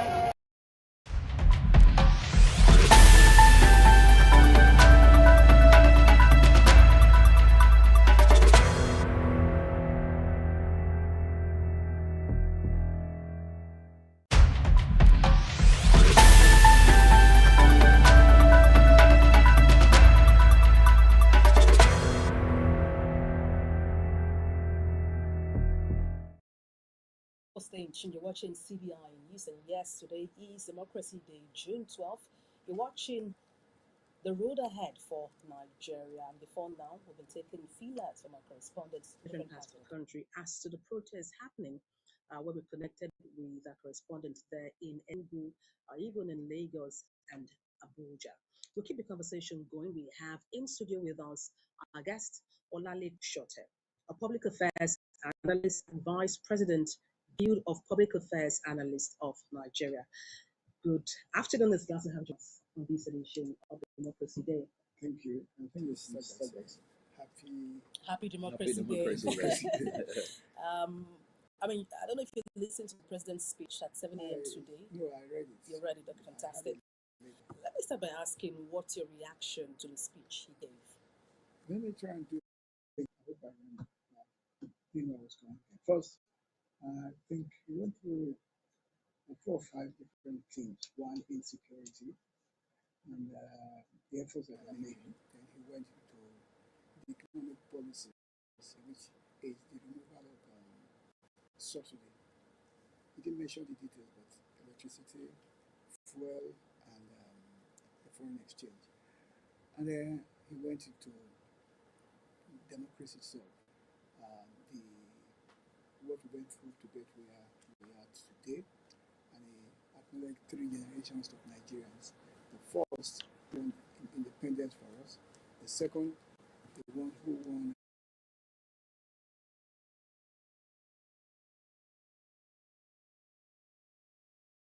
economic freedom for ourselves. He went into a few other things. And then he went into some kind of sentimental journey by recognizing people and giving them the national honors. And he says they get around the world for announce the category of each person. And some of them are my very good friends. Lalake is my very good friend. Sheikh Obasanjo is my Malaulu, and I could feel so I can almost recognize myself in that list. So essentially, what's my impression? Well, first, I could see somebody pitching for 2027 presidential election. Right there. This is what I've achieved. This is what I've done, and I think we can do a lot more if you give me a second chance. Without quite saying it, but you can read in between the lines. My worry, my problem is this: a lot of some of the economic policies that he has adopted, we needed to have them. But the problem is the responses of the government to those, because they will have a ripple effect. And what are the responses of the government? I think they are weak. That's the problem I have with the economic issues. The other issues, insecurity, it takes time. And I also know that even the economic policy reforms will take time to a clear roadmap of electricity. He's talked about it, but I can't even say we generate 13,000. What generated the national grid cannot, and what the national grid can carry, these companies are not carrying it, and therefore the business is not running. So therefore, the money that you go around to run them is not going around. And I see that, but I see a clear roadmap on solving the problem of electricity, which I think is the most fundamental economic problem. Secondly, is that we are lucky that we have Dangote Refinery, which is a private sector initiative. What is happening? If you can, I know you can't build a new refinery in one day, but how about getting a company to start their own refinery in Nigeria? There's no doubt that Dangote cannot supply yet all that we need in terms of petroleum products. And you can see that the price of gas is going up right now. Let me say 5 years ago, 3 months, about 5-6 months ago, the price of gas was about 3,000 naira. Now I call the farm who supplies me. What I'm hearing is 2,000 per kg, which is anywhere from 25 to 26,000, 24 to 26,000 naira for the 12.5 kg gas. That's not, and let's somebody tell me that it's because of the war in Iran. If I may butt in there, you talked about something very, very, vital. Your reference when it comes to electricity, you can't see a roadmap in terms of electricity for Nigeria. I want to go back to the issues we had in terms of electricity in Nigeria, which is the collapse of the national grid and the challenge of the DISCO being able to distribute power to different parts of the country. What do you think can be done to address this, this condition or situation we have in Nigeria? The first thing I think has to be done, which I've spoken about on several levels, several forums, and written about, the structure of electricity in Nigeria, something's wrong with it. How do you have electricity transmission silos? companies that generate are separate from national grid, and they are separate from the distribution company. I would have thought that, let us say in Lagos, you have Ikeja Electric, and then you also have Eco Electric. Eco Electric, for example, which is a disco, why can't it have grid and its own Genco right in-house, integrated under the same roof? Think about this. There is 13,500, according to the president, 13,500 megawatts capacity for Gencos. We are told that the transition company, that's National Grid, the capacity is about half of that. And because it has so much degraded, it's old and all that function, you cannot have more than 4,000 megawatts. And then if you load it, the whole thing will crash. So you have to come down to about 3,000. Why don't we have a company that has those three segments together on one roof, so that you don't wait for, remember, about a month or 2 or 3 to pay the loan, the debts owed to the oil to the gas companies. You know, it just doesn't make sense. Why don't you integrate? That's number one. And number two, I have a problem with the personnel. Let me cast my mind back to the Obasanjo regime. The first minister of power of the Obasanjo regime was a lawyer, Tola Ige. What does he know about electricity? You need to have somebody who understands that, because it is an emergency. You know, it's not a mature sector yet. So you need to understand the problem. Then we went into, we brought Makuju. Fine. He tried his best, much better than from the cement industry. But he seems to have some kind of understanding, but it's not perfect. Then about Buhari regime, we had, I skipped Jack Jonathan, but I want to go back to that later. Then we had Buhari regime. Former governor is a lawyer. He's not a specialist in that area. Okay. Then we brought somebody who is a child accountant. That's Adelabu, minister. The other person, yes, is an engineer, but he's not in that sector. Do you understand? But you saw the difference under Jonathan. So Bat Nagy, who is, shall we say, a native of electricity sector. He did this in America, and he came. It was fantastic. For the period that was there before they pushed him out, we saw that the thing was. So we still need to have a specialist, somebody who understands it, not somebody who is going to be learning on the job. The person that is put there now, yes, he's a mechanical engineer, but I can tell you for free that I don't expect anything.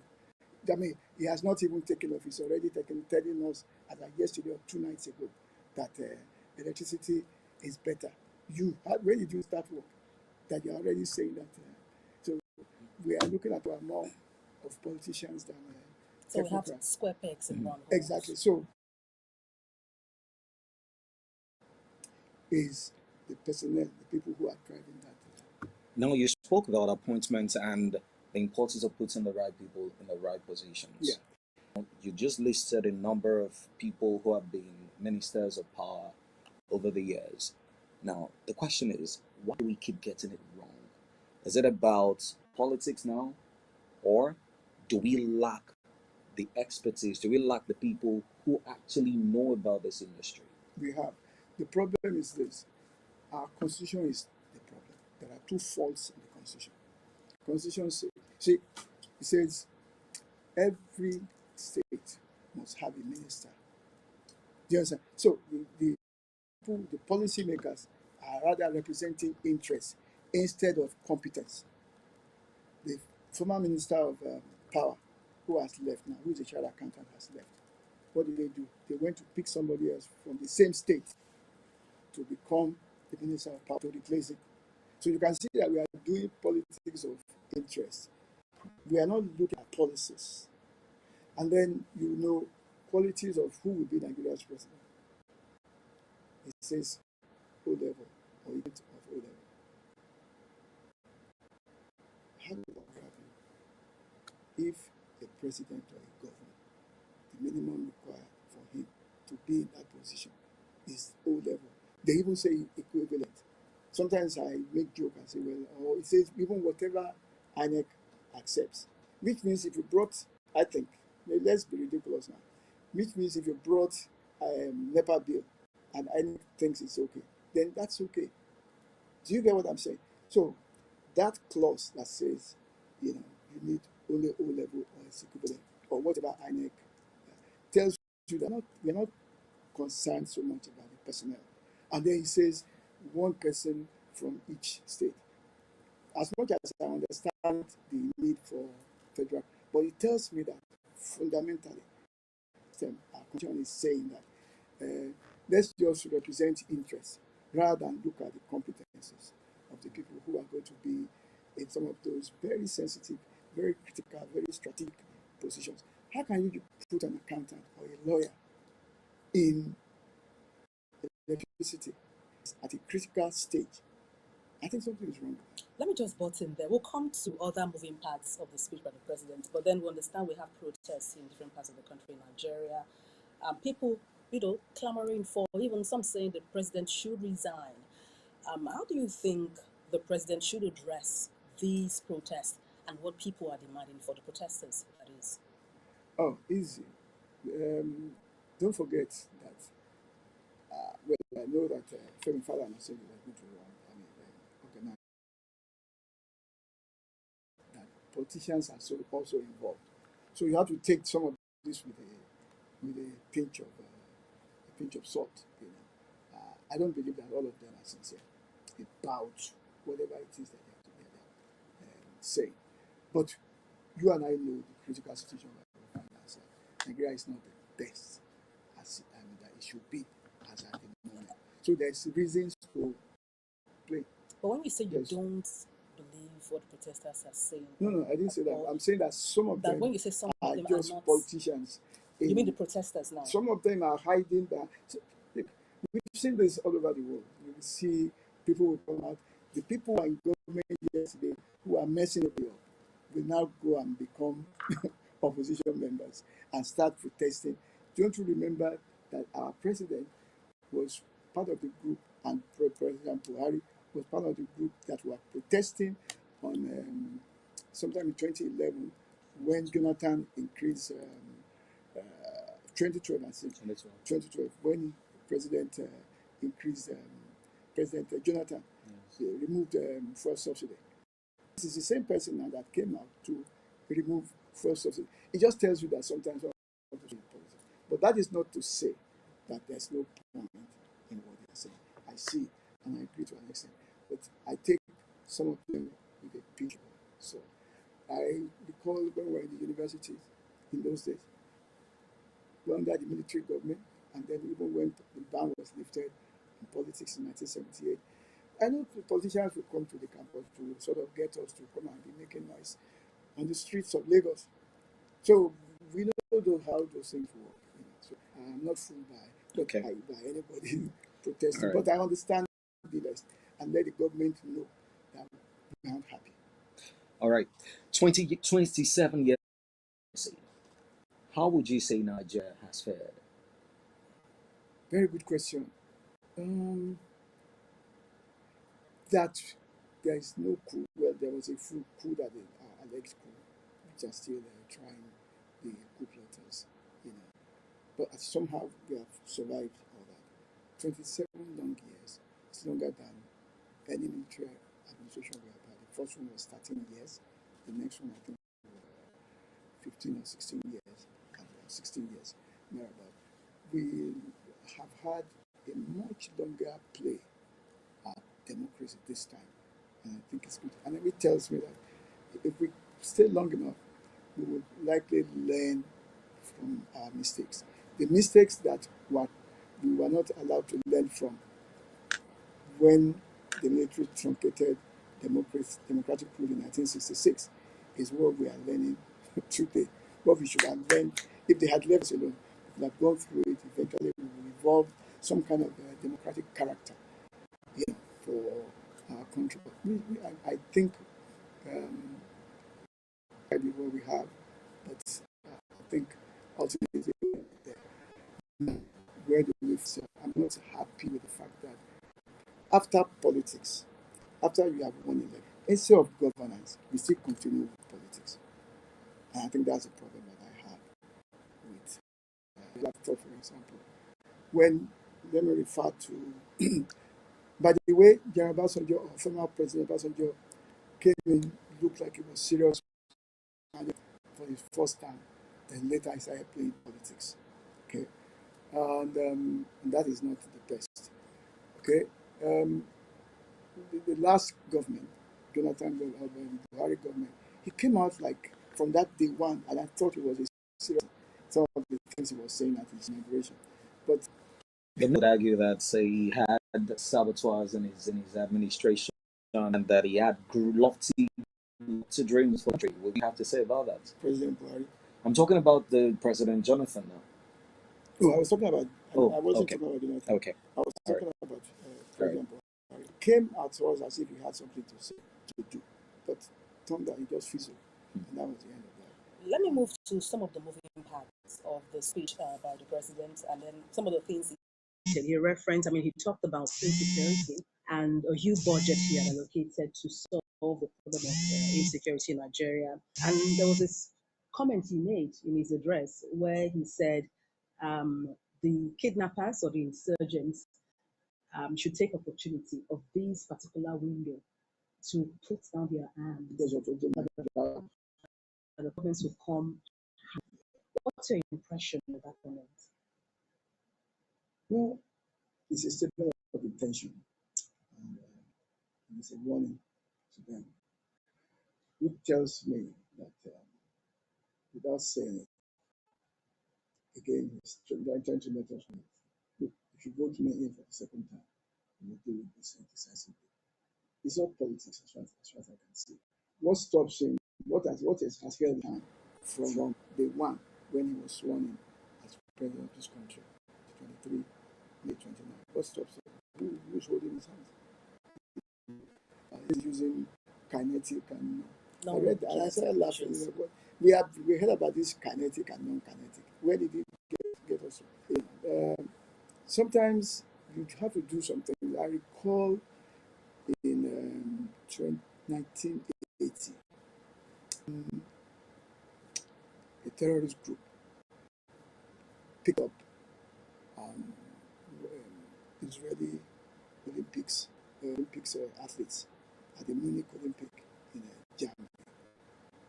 And I guess they were saying, okay, what do you want? Some of our people that you have held, please remove them. Release them so that we can release your athletes to you. And the Prime Minister of Israel, Golda Meir, said, look, she told the Israelis who are held hostage, he said, sorry, we are not going to release those people. Just take it as your own mission to the national development of Israel. And so kill them. But the terrorists were never released. What I'm trying to say, sometimes we may have to have, and for example, if our military or security went after people who are kidnapping people, regardless of whatever collateral damages we may have, once those people begin that, Nigeria will not care who died in the process. I like to think that they will think twice. Abduct or kidnap people. If you know that nobody's going to negotiate with them, and they will declare. It's a very decision, a very tough way to go. But sometimes you probably take some hard decisions.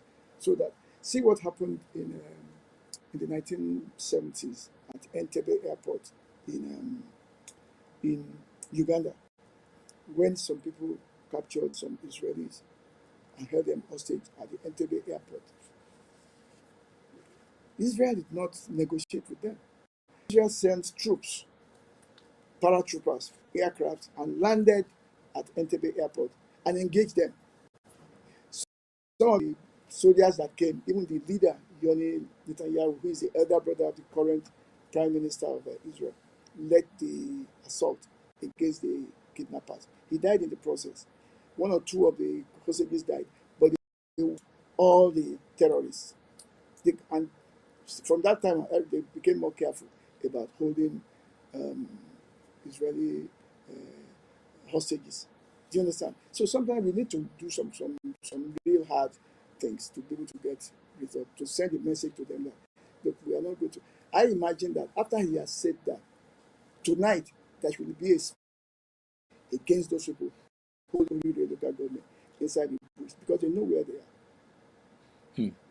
Now, is it a lack of sheer will on the part of the government or lack of the apparatus to carry out these things that you're talking about? Because this has lingered for way too long. The president in his speech today also talked about the fact that he's given the insurgents and terrorists a window, that the window would not be open for so long to shift their swords. That's sounding more like he's entering into a negotiation with the terrorists. And one would expect the president, the person who is in charge of the armed forces in Nigeria, to be more direct, to be more firm in his approach to insecurity in the country.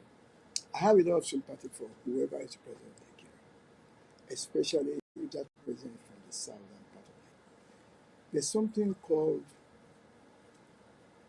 political elite consensus. We don't have that in Nigeria. Meaning that, yes, you could belong to PDP, you could belong to APC, you could belong to, but the ideal of what Nigeria should be shared by all. But we don't have that in this country. And I'll give you an example to show you that in August 2023, when ECOWAS led to suspend 3 countries for planning, for having Mali, Burkina Faso, and Niger Republic. And President Tinubu became chairman of ECOWAS. And then he tried to implement those things. What I saw was huge outcry. Not from Burkina Faso, not from the Republic, not from Mali, but from northern Nigeria, because they have religious, cultural, family relationship, blood relationship with a lot of people in the Sahel. They did not look at the merit of what he was trying to do. It was just that, oh, they are attacking our people. Haven't you heard that some Southern soldiers prosecuting the Boko Haram war came back home and said that northern Nigerian soldiers in the war front were telling them, you are killing our brothers too much. That shows you there's no elite source in Nigeria. And I think a lot of that is interfering in how governance is carried out. I'm sure you remember that President Jonathan did say when he was president that, oh yes, I have Boko Haram in my government. I have people with sympathies for Boko Haram in my government. You think he was just joking? You don't know, the man receives security briefings every day. So he must know what he's talking about. For him to say that openly. Let me come to the issue of solution now. Solution for this, space of insecurity we have. Persons have fingered state policing as the way to go, as one of the panacea for the rate of insecurity in Nigeria. What do you make of it? I'm one of those who advocate for state police. And I'll give you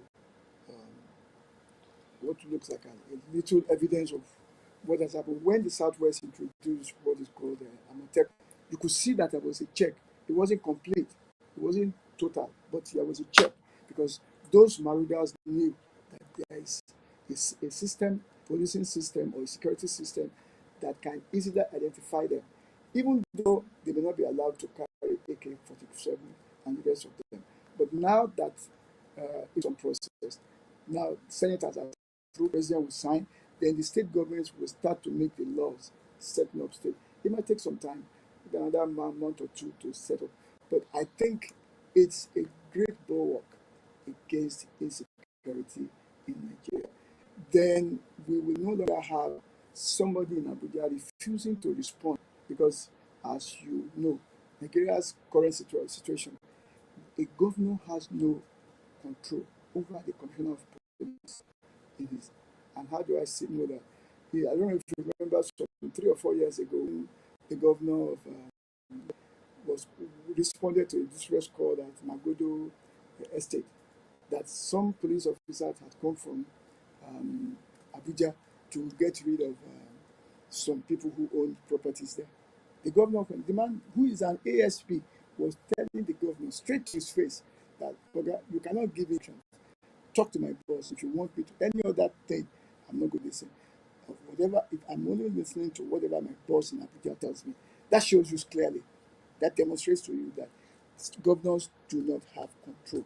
But once they start to have their own military force, police force, I have to think that whoever is going to attack any state will be very, very careful, because they know that once you have a state police, they'll be licensed to carry AK-47, just like the Marooders. So it will be a one-on-one engagement with them, and that should be a check. Especially when we are saying that most of the people who are attacking us are out of state, but we are finding that there are some Yoruba people are kidnapping people. The people who kidnapped the younger sister of the former governor, or former power minister, they are Southerners. They are not from the north. Do you understand? So you could say those ones are kidnappers, different from terrorists. Okay, but they will see they are all asking for money anyway. So I like to think that it will be easy to quickly the group get together and identify aliens among. You know that South Sudan, or Sudan generally, is a base for Al-Qaeda training in Nigeria. Do you also know that about 2 or 3 or 4 days ago, some South Sudan were found at Lekki? Many of them. What are they coming to do in Lagos from South Sudan? I'm afraid we have to wrap it up. We do hope governments are taking insight or cues as to some of these nuggets and the way forward for Nigeria in terms of having a better country. Mr. Olalekan Shote is a public affairs analyst, vice president, president of Guild of Public Affairs Analysts of Nigeria. Thank you so much for your time with CBI News on this special broadcast of Democracy Day. Thanks for having me. And that's a fine point to anchor it today. A nation's journey, the road ahead has been the conversation. Thanks for tuning. I am Adibola Adeduga here with my colleague. And I am Olalekan Yusuf. Thank you very much for being a part of our broadcast today.